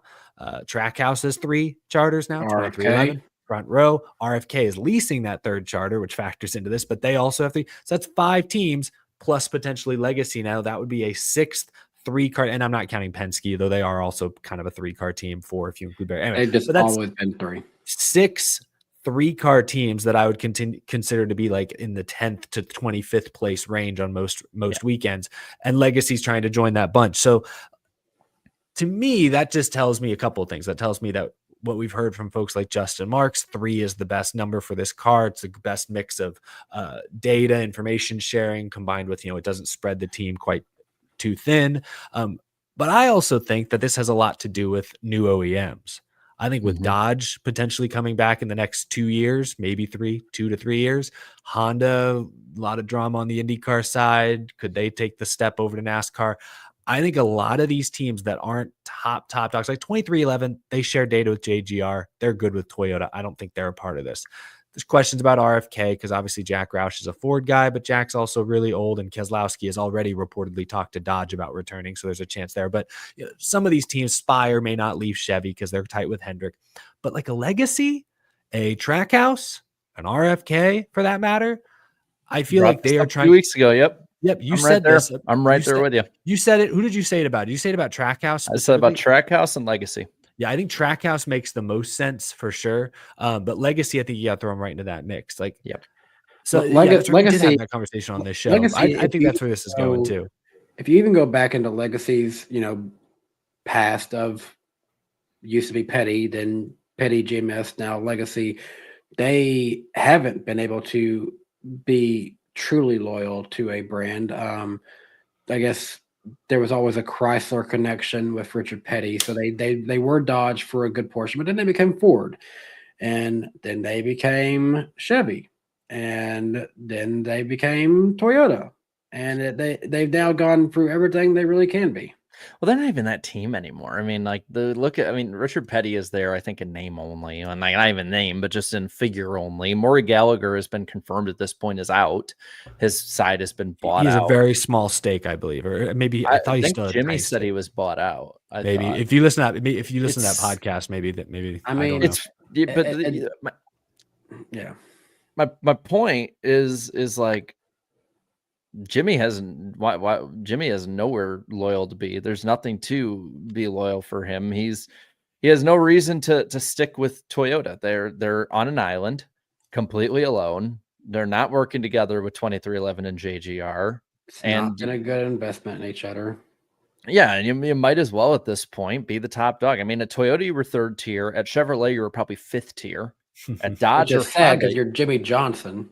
But that's why I think it'll be really interesting. Is I think what we'll see over the next 2 years. Well, we won't really see it. It's going to happen behind the scenes probably. But I think Trackhouse, Legacy, and Roush, frankly, maybe other teams as well, I think are going to quietly be like fighting each other for Dodge's attention or for Honda's attention. I would not be surprised if 1 or 2 of those teams, maybe even 3 of those teams, transition to new manufacturers in the next 3 years. I think that is where this ends up. And I think Legacy is just throwing their hat into the ring. That's why they're so pressed to get this charter deal done as quick as they can. And I think they know it might weaken RFK if they end up buying the Priest charter and Rick Ware's in a tough spot, not sure what to do with their extra charter. Like maybe they think they could also get one out from under RFK, which would just one of their competitors. So I think that's really why this is so why I know some people so much pressure to make this happen. I know some people are like, oh, Penske used to be Dodge, but I think at this point, I don't think Penske goes back to Dodge. Like, you got to remember, Penske was Ford when they came in, and then they switched to Dodge because Dodge had such a incentive to want to get a lot of teams involved with them, and that was kind of like when Toyota got JGR on board. That was their first big pull at that point. And so it was big for. I think that move with Penske and Dodge was bigger for Dodge at the time than it was necessarily for Penske. Penske being back at Ford, I don't see them stepping away from Ford. They're top. They're top dog. Why would they leave? They've won a championship the first 3 years of this car. Why would they want to get out of that relationship? But But even then, they're the top team. Like, there's no other Ford team that's going to be close to them. I mean, if every other Ford team left, they'd be fine. Their stake would not change at all. So I know people are like wanting to wish that into existence. Like, come on, man, we can get Penske and Dodge back together just like my childhood. And it's like, that doesn't make any sense. And we don't see what we used to see back in the day. We don't see these teams having development teams in the lower series that they can be like, well, we could do better with the aero package of the Ram than we could the F-150's aero package. There is none of that anymore, so there's no reason for them to look at what they can get from their other series with the OEMs either. Yeah, be interesting. It's gonna be very interesting to see where it goes from here. I wonder if RFK Racing ends up with a new OEM. I'll bet they rebrand. I don't think you can keep Roush in the name and not be Ford. I mean, with all due respect to him, is he really he's obviously getting a lot older anymore? I doubt he's as hands-on as he used to be. I've seen him at the track this year, but he's not there every week. But yeah, no, I'm thinking like, I could see them rebranding at some point, especially if Brad continues to take on more of a hands-on role. Just bring back his old Truck Series name, his old Truck Series team name. Brad Kozlowski Racing, one of the greatest farm level teams of in NASCAR of like just getting drivers ready. If you look at that pipeline, it's amazing. But maybe the GOAT debate will truly make its way to NASCAR. LeBron's going to retire soon. He owns a small stake of the Fenway Sports Group. What if it's LeBron James Racing versus 2311 Racing? You're getting off the rails a little bit now. All right, okay, yeah, I am. That's completely impossible. LeBron James. Yeah. But let's have some fun, guys. We got the fun. I was just trying to get the fun segment started early. That was all I was trying to do. Do we have our sound for fun? Yeah. No, I don't want to mess with the stuff when it comes to it. I don't want to buffer too much. We're already putting a lot of stress on it. I'll get my bell out. Hopefully I get to use it this week. Let's go in the predictions. How about that? Oh, we're doing predictions first. Okay. Yeah, we got that. I can put the sounds. I can't add any of the new ones. No. I've got my bell. Well, each host will make 2 NASCAR Motorsports show related predictions, which will be kept track of each week in our accountability sessions, and will be relatively concise. I did not have a good week. No need for the bell. I said after Christopher Bell's streak, nobody would win consecutive races in 2025. That lasted a whole month. Rough. Yay me. Eric, mixed bag. Good one on the first one here. Said a throwback scheme would win both races at Darlington. That's the one we all wanted. Yeah, because we all knew. I get a bell. And you said at least one driver would wear a costume. If that was not the case, if someone did, we can change it. But Leland Honeyman was posing next to somebody in a chocolate milk bunny costume, whatever that. I forget the character's name. The Nesquik bunny. Yeah, but he wasn't in the costume himself. And Danny said that me and him would not go under a tornado warning. We did. That was wrong. We went under 2. Yeah, and you can go ahead and put another one on because he's gone. I said that if Carson Hocevar would stay on, he would win mystery driver. He is not on. Yeah, we'll put it on for next week. I can't change the graphic in the moment, but I feel like that's a no. Like that's a no go. I don't think he deserves to get that prediction wrong. Yeah, I'm fine. It's like a walk in baseball. Doesn't go down as an at bat. Yeah, it'd just be like a scratch. I'm at 38.89%. Eric at 33 and 30. Oh shoot, I'm reeling you in. Whoa. Yeah. Was not as much you're reeling me in as much as like I'm just choking. Potato. And Danny at 22.73, all time at 41.82. Eric at 32. You are not reeling him in there. No, got some leeway on this one. And Danny Jared still has all these ones that have been cooking for years, and we're still waiting to find out it's like a Marvel movie, waiting to find out what happens next. Back when Marvel was good for the most part. Yeah, it's still good, depending on who you are. Then not depending on this guy. Then I'll go out with the picks here. I am gonna put this one down. I think so. It was announced this week that because of how hot it's going to be middle of the summer, they're going to have a beach section at Dover, right? You have sand with Miles the Monster, beach balls, all that stuff. So I'm going to make a bold prediction for this summer. There will be a beach ball that gets on the track during Dover weekend. Somebody's going to throw it I up. love it. The wind's going to get it. Something crazy with that's going to happen. I'm going to be watching out for beach balls if I do get to go to Dover, like I hope I do. Noah says in the chat, Marvel died with Dale. Died with Thanos. But yeah, beach ball on the track. I think it'll happen. I like it. All right. Well, this one, we just talked about this topic, so I'll go with this one first. I think another NASCAR team will be named in a lawsuit by the end of this year. I mean, so we got four. I mean, that's four pretty. Cup teams. That's pretty good. Like, it's like they can be sued for literally anything. And this might be an Xfinity or truck team. You know, missed payments. I don't know. It could be whatever the case may be. But we just got to keep our eyes and ears open. They could be sued because someone slipped on water on visiting a shop or something. Well, the last couple have gone to federal court, or I don't know if the legacy one's gone to federal court, but not yet. No. I don't know if one of us have made this prediction, but I'm going to just say it. Kyle Busch will win again this season, giving fans free chicken at Cheddar's. Oh, Jags fan is saying that Retzlaff wore one. And he's also saying I'm blind. Damn. Okay. Well, I went to Retzlaff's Twitter. He did wear like a cool Kodak, Ernie Irvin style jacket, but I don't know that it counts as a costume. I made the prediction. That's not quite what I was thinking. I literally you gave me the prompt and I went with it. And believe it or not, Jags fan, I have a life outside of social media. I'm not just scouring every driver and being a stalker here. I'm not going to be like, oh my God. No, the onus was on me to find. The onus was on me to find a person wearing a costume, and I saw no one did.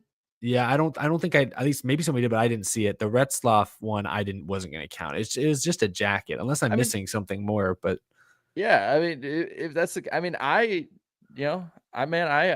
wore a Dale Jr. jacket over the weekend. Does that mean I wore a costume? It's a nice looking jacket, but yeah, I wouldn't consider it like a costume. If he was wearing had the Ernie Irvin mustache or something on, then I'd consider it a costume. Like we need props, man.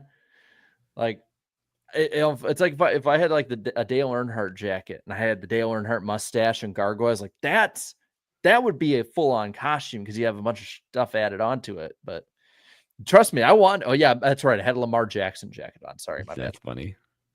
All right. Let's see what else we got. I'm gonna say this one. Where's it at? The Prime announcement happened. I'm gonna get ahead of this one so somebody else doesn't make it. Kyle Larson will have a top 5 in both the Indy 500 and Coke 600 this year. He was running around 6th, all Indy 500. He's awesome at Charlotte. It's all up to him not to crash himself out. You couldn't wait a couple weeks already. I'm gonna forget you made that prediction in 3 weeks. That's the point. Is I knew somebody was gonna make that prediction. I had to get ahead on it. Well, I like to keep my predictions relevant to recent weeks or weekends. So I'm going to talk about Jesse Love racing at Bristol, I believe. Yes, he's on the entry list for the Cup race. This will be his Cup Series debut in the 33 car. I think he'll finish top 25. Okay, top 25 is a fair thing for a rookie debut. At Bristol, it's kind of tricky. Like, that's what I'm thinking. Just survive. Speaking of Bristol, Fox will show Tony Stewart's helmet throw from 2012 at least once on Sunday's broadcast. Definitely. I think that's going to happen for sure. Oh, man. It's interesting because it was not their race. And that's the night race that they never have shown. So it'd be interesting for them to show it anyways. And Tony has nothing to do with the sport anymore. That is pretty funny. There's some good ones. There's going to be some spicy and fun ones to watch in the coming weeks or week. But guys, we got one more fun one. I need redemption after last week. Yeah, I can't actually watch the chat because my phone's at like 3% again. Because again, Did Rhett unplug the cord? Maybe. That's okay. We're not going to look at the chat either. Chat, you're going to be blind to us for the next few minutes. Bye-bye. I'm sorry to say. Bye, chat. I mean, I'll leave it on, but I'm just sitting at 5%. So. Oh, okay. But yes, it is time for the random driver. Random driver of Random dancing. Okay. I always wonder how our audio listeners are compared to like those watching who don't probably see hate us. us. Yeah, they probably. Well, no, I got one this week because Spreaker and Spotify have added more ads into podcasts, even if you like don't have a ton of monetization. So someone's like, "Why do I keep getting the CPAP ad over and over again?" I'm like, "I don't know. They did. They sent me an email, man." Maybe they're trying to tell you something. I'm sorry. No. I mean, it's probably just them. Ads are supported by your browser history, so It's probably them just pumping shit out. But to the Spotify side and all of them, I don't know what's going on. But to everyone watching right now, I still don't know what's going on. Eric and Danny are tied at 19 apiece for Random Driver of the Week.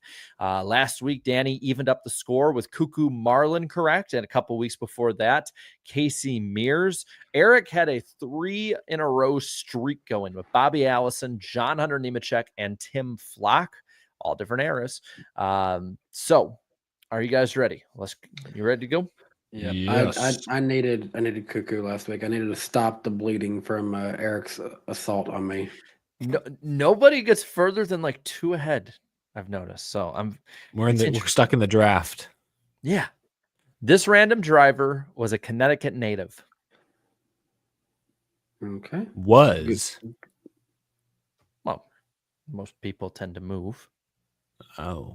Well, but you're always a blank native. I'm not right? an Illinois native. Not anymore. How that works? I don't know. I guess he's originally from Connecticut. Thank you. A better way of putting it. Okay. Yes. This random driver flunked out of college. Community college, I believe. So, by the way, we have 23 clues tonight. Okay, good call. That's it. From what I could tell, this random driver has never been tweeted about by any of us, including Carson. I checked just in case he was part of the segment. I checked, and then it's a no. It's a no from me, dog. It's a no from Carson, dog. This random driver was known as a prankster in the garage. Prankster, okay. Silly little goose. Silly boy. This random driver grew up as family friends with the LaJoys. So their dad might have been in the Xfinity series a lot. Yeah, maybe. This random driver raced actually against some of the LaJoys growing up. Some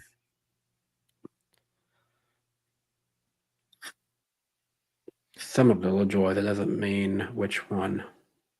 There's plenty of LaJoys, man. I don't want to specify. This random driver's father was a drag racer.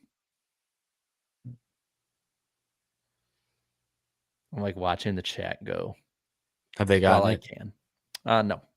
Though probably somebody has, and I'll get called blind again. Dang. Blindberg.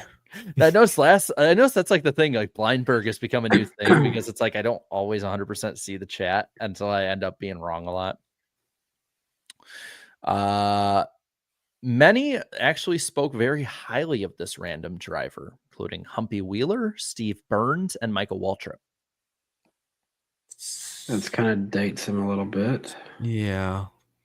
By the way, probably was Randy, not as much Corey they raced with. Not necessarily, though. By the way, I miss hearing from Humpy Wheeler. You remember when Humpy Wheeler had a YouTube channel for a while? Yeah, and he would just go off? It was awesome, man. It was awesome. This random driver was the youngest driver to win a NASCAR Touring Series race at the time of victory. He said we've never tweeted about them. That's tough. Any guesses? I'm surprised. The chat almost might be a little stumped. Oh, wow. A lot of them just going with Oh, that's a hint. At 19, this random driver was the youngest to win in a top-level NASCAR series race, being the top series, a national series. Oh. That feels like a huge hint, but I'm an idiot. so it doesn't help me. You said at 19? Yes. It's not who I'm thinking of. We've already done him. I know the chats like put a few of them in and they're like ones we've done already. It's funny. This random driver's first Cup start was at Charlotte Motor Speedway.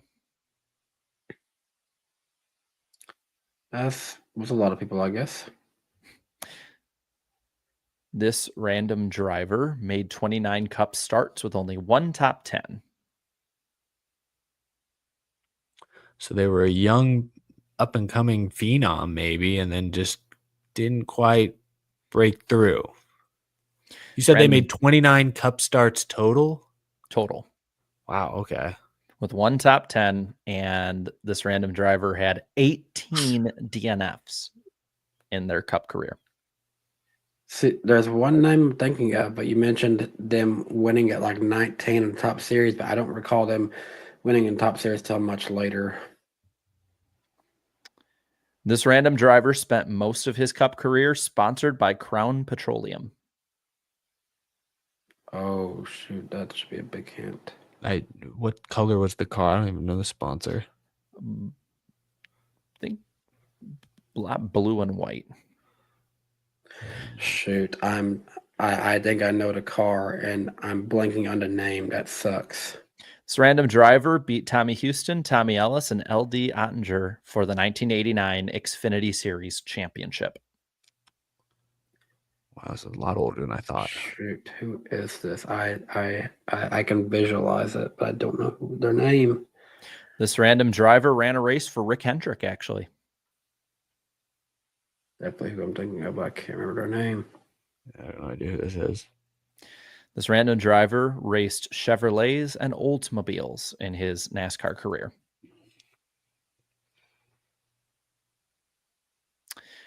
This random driver raced these numbers. Get your pens and paper out if you need.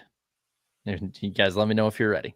Oh, I have a pen. I think it's out of ink, but that's okay. Hi, Rhett. Rhett's joined us. That's a hint. He's yawning. I think he's like, yeah, he's about ready to go to bed. All right. These numbers are 15, 20, 22, 23, 25, and 47. Who's a good boy? Yeah. It's not very many numbers. Not very many numbers at all. This random driver was the 1990 NASCAR Cup Series Rookie of the Year.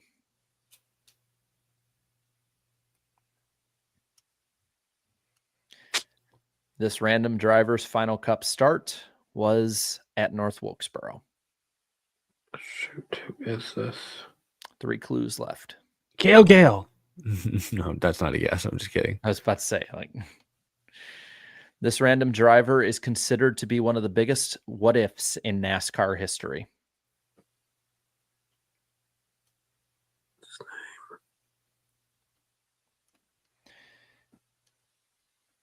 Two clues left. Said he won the 1990 Busch Championship. What did you say? 1989 Busch Championship, 1990 Rookie of the Year. Kirk Cup. I should know this, but I don't. I'm mad at myself. This random driver passed away at 22 years old. Yeah, it was very unfortunate. What's his name? It was because he was driving under the influence and crashed into another car. Rob Moroso. That's it. I think that's correct. Right. There you go, Danny. And with how dark it is, I don't think I'm not going to put the Taco Bell one on that one. Yes. Well played. Gosh, I could not remember his name. I knew exactly. I was picturing that bright blue 20 crown call. You didn't have to tell me the numbers. I just confirmed it for me. But I could not remember the name, unfortunately. Yeah. Well played. You got further than I did. Hey, I'll say this. I figure when the random driver and different segments, we talk about all sides of things. And one of the hold on, I'm gonna text. One of the things about him though is like he was a phenom going up through there, and just I'm not making an excuse, but more saying like he was rushed up to Cup. is one thing for sure. Definitely rushed up to the Cup Series, and he struggled mightily before he was gone. So yes, that is random driver of the week. Danny takes a 20-19 lead all time. At least I'm doing something right on this show. Well, put you 2 in a row. 2 in a row. It's very streaky this year. Very streaky. So is NASCAR. Christopher Bell, Denny Hamlin. I know. It's like, wait a minute. Maybe it's like every week now that Danny's going to get them right. It's like it's going to go with Denny Hamlin or someone else. Who knows? We'll find out. Oh, gosh. 10 full hats. I need to get one. All right. Well, I guess that gets it with the fun segment. Let's get on into Bristol, baby. It's Bristol, baby. It's Bristol, baby. All right. Some weekend notes for this weekend. They are going to be applying PJ1 to the track on Friday. Kyle Larson will run all 3 races. Corey LaJoy will be back in the Cup Series in the number 01 car this weekend. Brandon Jones will be in the number 1 truck, sponsored by the University of Arkansas, the Razorbacks. Woo, Pig Suey. Parker Kligerman will also be in number 75 truck this weekend. The Cup Series race, as it has traditionally been known for years, is the Food City 500, a 500-lap race, broken up into 125 laps in stage 1 and 2, and 250 laps in stage 3. The start time for this race is 3 o'clock p.m. Eastern Time. You can catch this race on FS1 and the Fox Sports app. Radio coverage on the Performance Racing Network and Sirius XM. Purse for this weekend is $11,055,250. Weather for this weekend, thankfully, Tennessee is looking great for a little bit. We've had our storms. We've had our fair share of it. We're kind of ready to be dry here. Sundays has a high of 65, partly cloudy, 11% chance of rain. So a little on the cooler side for this time of year, but thankfully it's looking dry, so it should be good. Denny Hamlin is the defending winner of this race. I will not be at the race this weekend. I was originally thinking I would. Something's come up. I will not be there after all. So still have yet to go to my first race of the year. The Xfinity Series race is the SciAps 300. It's a 300-lap race, 85 laps in stage 1 and 2, 130 laps in stage 3. This race will start at 5 o'clock p.m. Eastern Time on Saturday, so good chance it could end under the lights. We'll see what happens.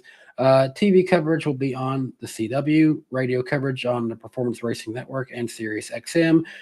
Purse for that race is $1,651,939. Weather for Saturday, even colder, a high of 51, cloudy, and a 22% chance of rain. We haven't had a spring Xfinity race in a long time. So the defending winner is Noah Gragson from 2020's spring Bristol race. And the Truck Series race, now that we're back to having all 3 series in the spring and fall now at Bristol, this is the Weather Guard Truck Race. It's a 250-lap race. It is 65 laps in stage 1 and 2, 120 laps in stage 3. This race will kick off Friday night at 7:30 p.m. Eastern Time. TV coverage, it'll be on FS1 and the Fox Sports app, and radio coverage on the NASCAR Racing Network and Sirius XM. Winner's purse will be $782,900. Weather for Friday could get a little iffy. 44 degrees, scattered showers, 42% chance of rain. The defending winner of this race is Christian Eckes. And in terms of the pick points, how are we looking coming into this one? Yeah. Eric is the leader, 139 points. Chat is second, 13 points back. Jarrett is third, 16 points back. And I am rounding out the basement, 18 points back. You can put a blanket under me, Jarrett, in the chat right now, and Eric is slowly cruising away. We got to find a way to stop this. He's starting to get a little too far ahead for this. We need to find a way to stop the bleeding here this weekend. Maybe I can do something to help that. We got time. Hocevar already took some good picks off the board. So who did he pick? You have to remind us, who did he pick for the truck race? Lane Riggs. All right, he chose Lane Riggs. Giving me both of my two options still available. So I will go with my number one pick, and it's actually Corey Heim. It's Heim time Damn for it. me. Solid, Ugh. respectable, understandable. Looking back at the Homestead race, yes, Larson won. I got super lucky though because Heim had the better truck. I think he will have the better truck and he will win this one at Bristol. All right, then I think by default my two picks have been taken away. I'll go with Kyle Larson. Can't believe you got Larson with the third pick. That's a steal of the draft. Yeah. I mean, Lane Riggs was a good pick. It was outside of the box, but that's not who I would have taken one. Majeski is heavily for the chat.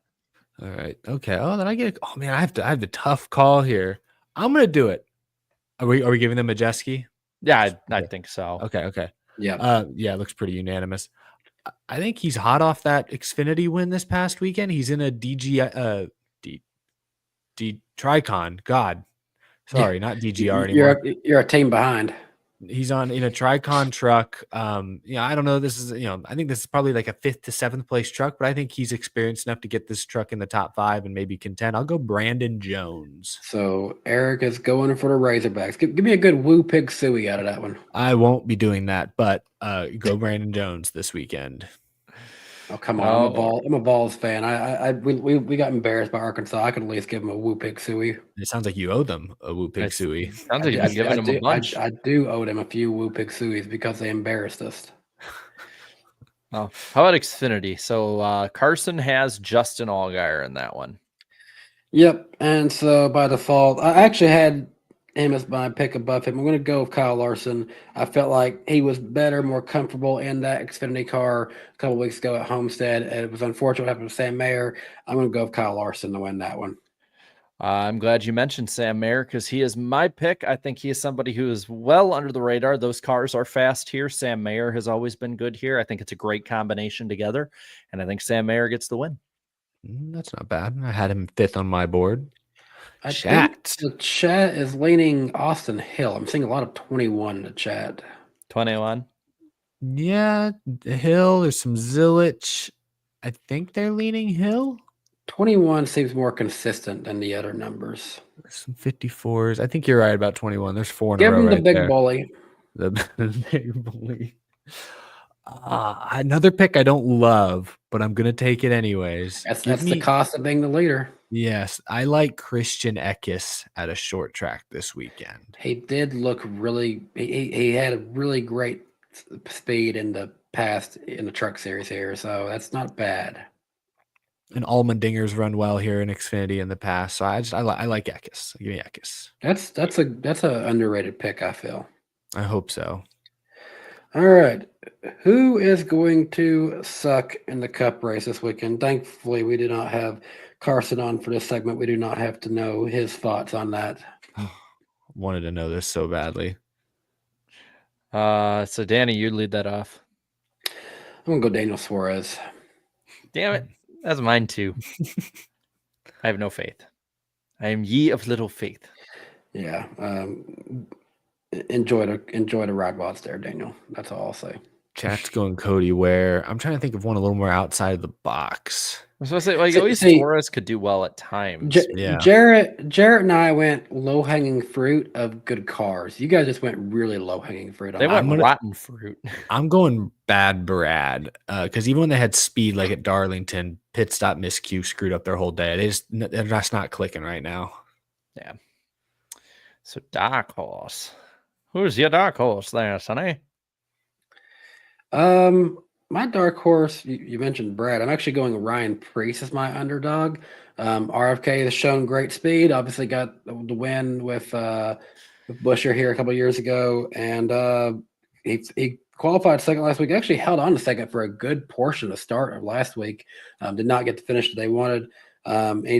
He grew up racing short tracks. So I'm going to go Ryan Preece for this one as my underdog. I'm going to go Ricky Stenhouse. He seems to always pop up here. He might not be consistent. Loves Bristol. He's really good at Bristol. But yeah, when he is not taken out, basically, he's honestly really good.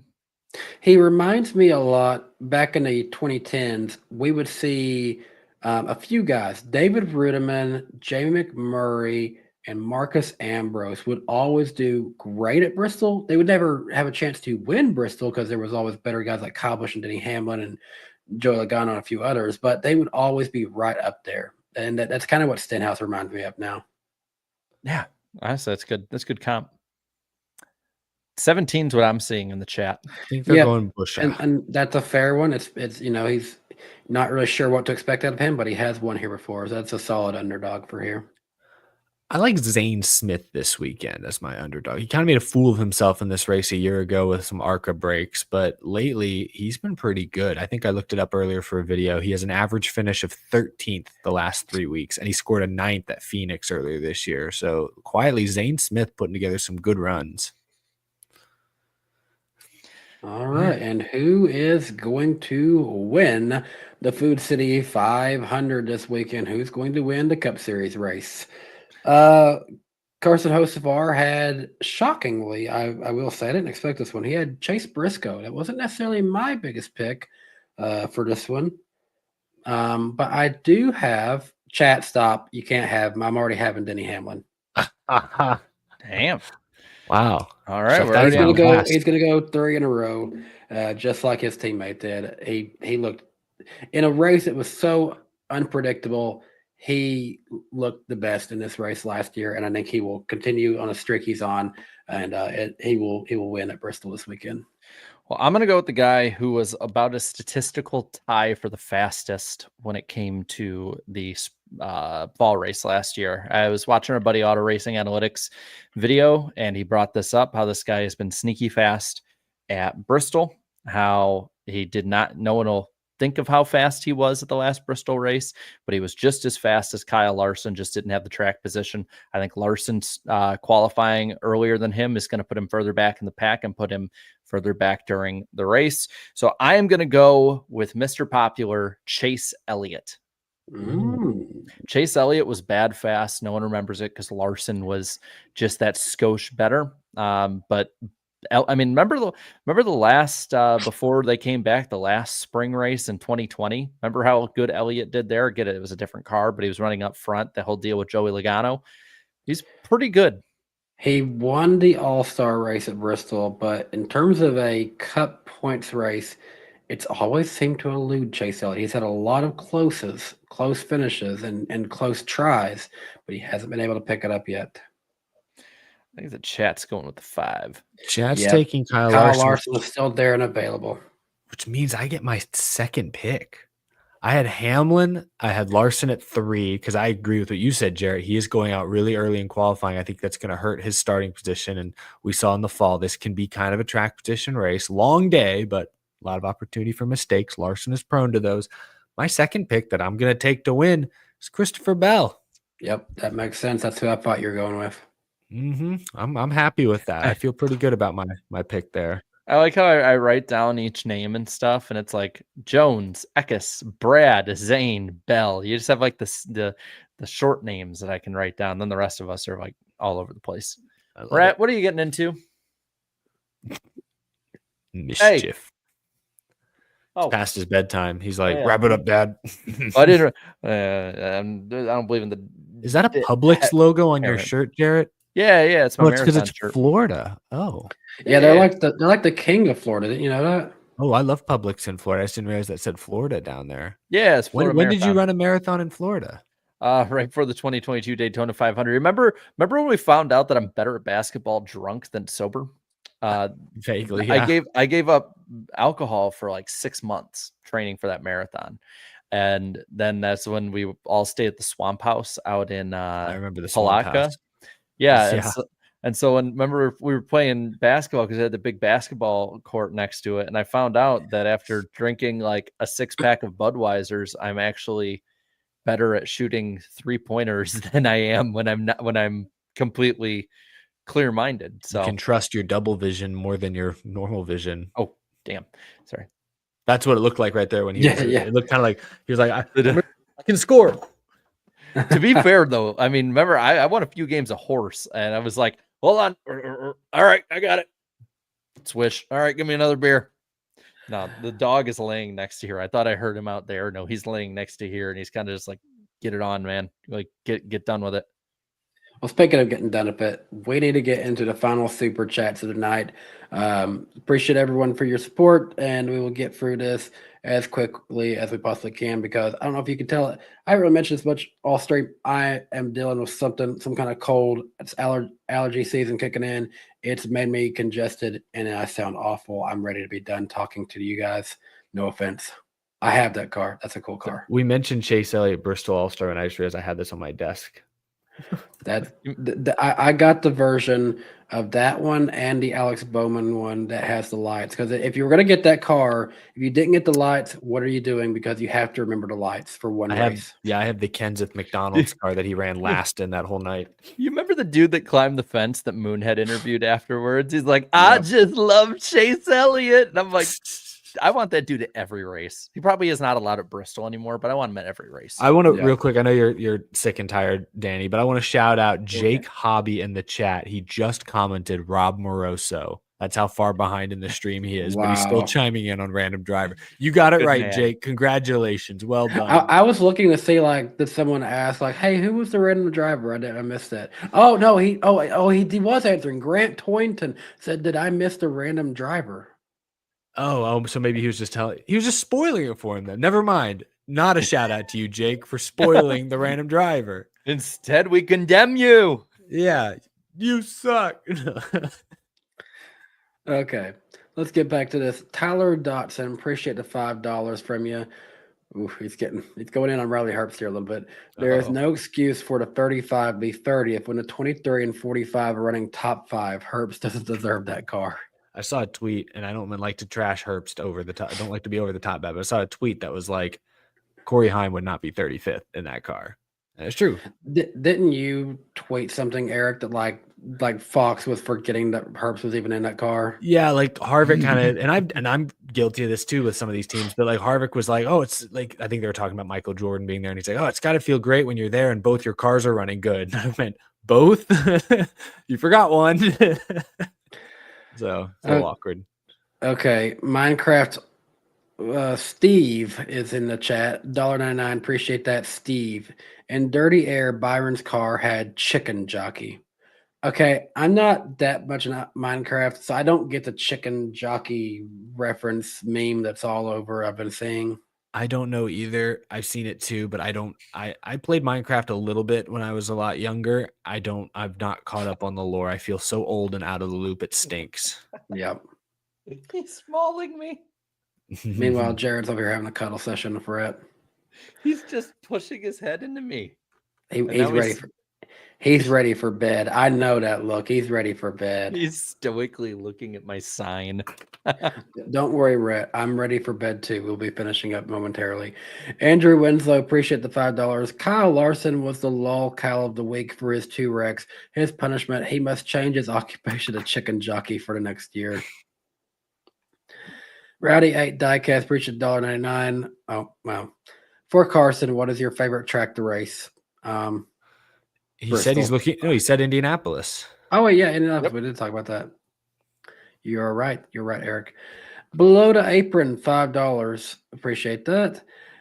Can we all agree that diecast collecting has died of new price increase? A person who collected for years, this is huge. This is a huge slap in the face. I will say, yeah, it's gotten a point. I don't find myself buying diecast anymore. I hate to say it. I did it for a long time. I actually sold off a lot of diecast over the winter, and may even want to fin down my collection some more still. It was something that was so fun for a long time. I remember back in 2018, they were taking so much pride in the fact that they were lowering prices to be like a diecast was like $40-something, and now that same diecast with the tariffs, it's like what a standard one now, like what 85 a race wins, going to be $100 or something like that. It's going from, I thought it was going from 85 to 100 or something like that. I thought that was race wins only. But are race wins more expensive than traditional? I think they are. Yeah, and then like the elite ones, I think are going to like close to like 130 or 150. Yeah. I don't know exactly. Like I had the number somewhere. And I mean, I will say when it comes to the line now, the cost of their NASCAR diecast are cheap compared to the trains. Oh my gosh, don't ever price a train. Jaw will drop to the floor if you ever look at that side of line now. I'm looking this up. But it doesn't match the quality of the cars. At least the train like moves and does stuff like 360. So I stopped after 2017 getting diecast for a while when Junior retired. And then I came back to it in 2021 when we were all over the place. And I was genuinely like disgusted at the difference just in 4 years. Like it was crazy to me. I find myself nowadays more excited to find cool vintage die casts from like my childhood that looks like, you guys can't see it, but on my lower shelf down here, I have a silver bullet Sterling Marlin, a mid 2000s Jimmy. I've got an old M&M's Kyle Busch. I obviously have the big 2003 Kensington Junior that you can kind of see. Like those look really good on a shelf for what I do. And nowadays that's what I do with most of my die casts is I just have them out on display. And so I try to find, if I buy a car, it's because I like the paint scheme or it's a throwback and brings back good memories. I don't pre-order. I don't remember the last time I pre-ordered a die cast. And I'm at a point now where I don't have to pre-order stuff because I do live close enough to one of Lionel's 2 stores, one being here in Nashville, that I can go over there and kind of get first dibs on stuff as they come out if I wanted to. But in terms of the office anymore, I only have 3 124s in here. One is the last car I ever bought from JP's NASCAR. The other one is Eric's number 6 Out of the Groove car from a couple of years ago. And then the podcast party bus is in here. I'm rocking my boy Eric in here. I love it. I have the most random 164s I have in here. I have the Elton Sawyer Tennessee car. I have a Terry Labonte car, like what the 2003 scheme, like what Larson was thrown back to this weekend. I have probably maybe one of the only ones available. Someone on eBay made a custom 164 of the podcast party bus, and I found it on eBay. I told him, hey, I literally wrote a message, hey, this is Danny B. I'll buy this from you if you're willing to do that. And he sold it to me. I have that. I have the Hell Melon car. I have the number 3 Sundrop car, like Dale Jr.'s first late model when he got back into it. This is before Lionel even had the late model template, so it's not even on the right body style. But and then I have, for whatever reason, I have both of Alex Bowman's 2023 schemes. I did not buy a single Bowman car last year or this year. That's sad. But yeah, I haven't really bought much in a while. Same. Hunter Nixon Fishing, appreciate the $4.99 from you. NWP lags still better than a Fox broadcast. Not wrong. David Esparza, appreciate the $10. I'm into NASCAR International, and with this weekend being the first NASCAR International quad header, NASCAR USA, Mexico, European, and Brazil, not looking forward to promotion with one of their sponsors, but Rhett Jones Racing. I'm afraid I'm not as familiar with NASCAR International stuff. Sounds like there's a lot. He said it's all going on the same weekend. Mm-hmm. Yeah. That's cool. 505 Doom, appreciate $2. I don't know what it is referring to. That requires effort from NASCAR suits. I'm not sure what that Probably was. throwback weekend, what Carson was talking about. Alessandro Sebastian, appreciate the $5. Carson Hocevar, my guy, a talented guy like you struggling so far this year, don't do that. I don't think he's doing it on purpose. I'm sorry, I think he meant to have a flat tire. Yeah. Andrew Winslow, appreciate $2. We did ask him to do this one. Carson, pick a Creed or Nickelback song for fall. We did tell him that one. Palm Tree 82, appreciate the $10 from you. I don't know what's more heartbreaking to watch. Spinoff 2, Jimmy in 2020, or one of the best games in the world this weekend. Either way, Cliff Daniels must hate the backstretch wall at Darlington.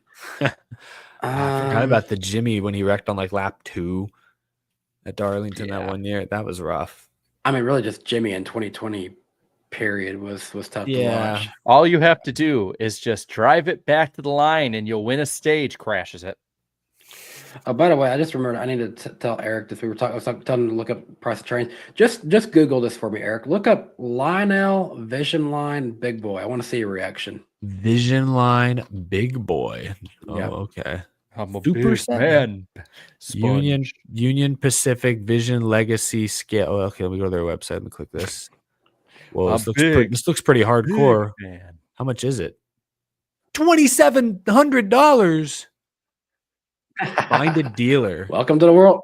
Welcome to the world of O scale, buddy. $2,699. Jeez, That's like Louise. half of my at-home gym. And that's a full dumbbell set, a full bench set, all of that. That is like that costs less than half of that train. I could upgrade my PC for that.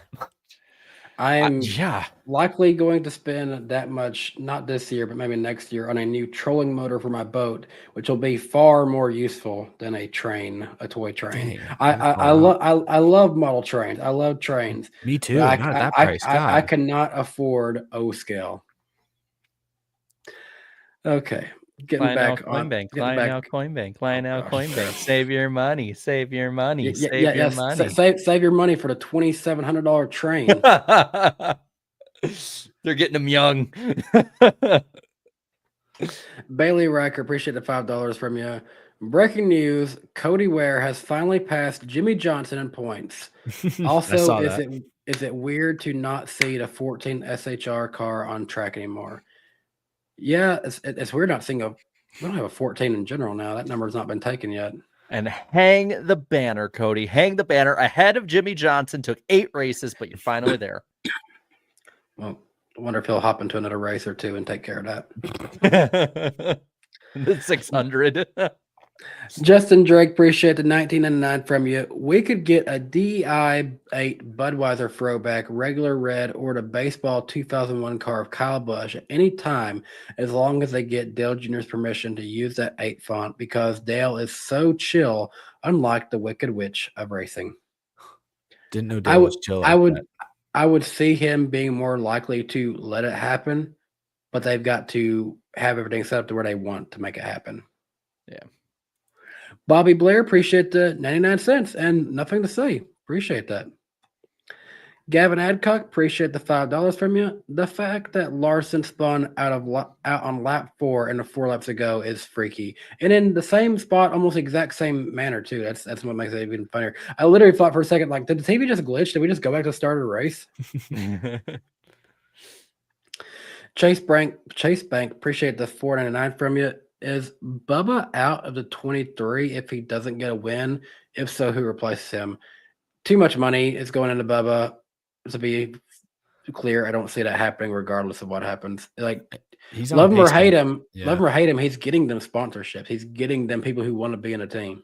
And he seems like he's off to the best start of his career so far this season. Like, I don't know if he'll get a win. I think at this rate he probably will, but he's on track to make the playoffs regardless. So that's a good sign. Justin Drake, appreciate it, $9.99. Prime is like the Paul brothers, pointless and needs to disappear. I'll be honest, I gave Prime a chance, and I kind of like it. It actually tastes pretty good. See, with NASCAR fans, I don't know if they're talking about the drink or the streaming service, because they've hated on both. Connecting the Paul brothers, I'm assuming it's a drink. Yeah. Justin Drake, appreciate the additional $9.99 from you. I can't blame Lamar. Lamar had to stay relevant somehow, other than being the quarterback, walking off the field in the background while Fox interviews the winning team in the first round of playoff games. I'm just saying, Ryan Tannehill even beat him, so there's something to be said. Yeah. Bobby Blair, appreciate $1.99. Law and Order, NASCAR. That's basically what we do on some of these segments. Justin Drake, appreciate the $49.99. You have been very generous. You are tonight's big winner, Justin. Thank you very much. Thank you, Justin. Legacy Dodge, Colleague Dodge, Four Sport Dodge. Honestly, if Dodge finally comes back in Cup and Truck, these teams kind of feel obvious. Also, the return of KBM for Brexton Busch, but in Dodge than a return of Brad Keselowski Racing. Oh. Imagine Kyle and Brad team up to revitalize like KBKR or something. How would they do that? KBBK. Something like that. Ooh, wait, that actually works. To see it all come full circle from Brad Keselowski referring to Kyle Busch as a rear end at Bristol. Which end? Kyle Busch is an ass. You know, he asked like I think a pastor or someone that was there, hey, can I say this? So he goes, I don't know, the words in the Bible. I guess you can. He goes, all Did right. he ask Pastor Joe Nelms if he could say it? Was he the one who was there? It wouldn't surprise me. I don't think it was him. Yeah, it wasn't him. Chase Bank, appreciate the $1.99 from you. Roush Mausch Lakers in 5. Okay. Chase Bank, appreciate the $1.99. Denny's still the best at JGR.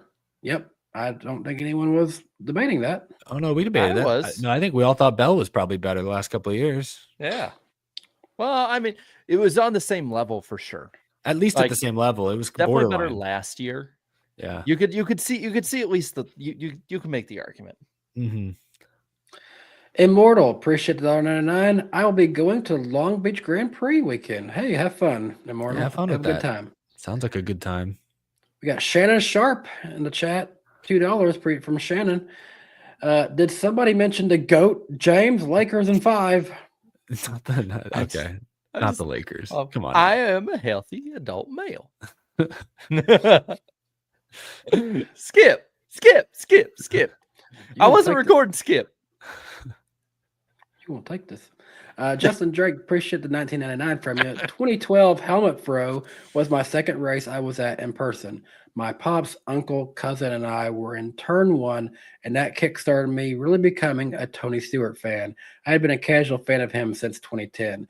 I was at that race. That was my 3rd Cup Series race I went to. Nice. Lucky. Bobby Blair, appreciate the $4.99 from you. Not NASCAR related, but I miss Luka Doncic, dumbest trade ever. Mavs are an unorganized mess. Yeah, Eric, what's happening over there and where you live? I know you're rocking the Rockets fan, but things are good here. We just locked up the 2 seed for the first time in like 5-6 years. Where vibes are good in the H, but in the big D, vibes are in the floorboards, in the basement, if you will. I think the Lakers were in town tonight, and I think they beat the Mavs. So that was awkward. That was probably really awkward for fans in attendance.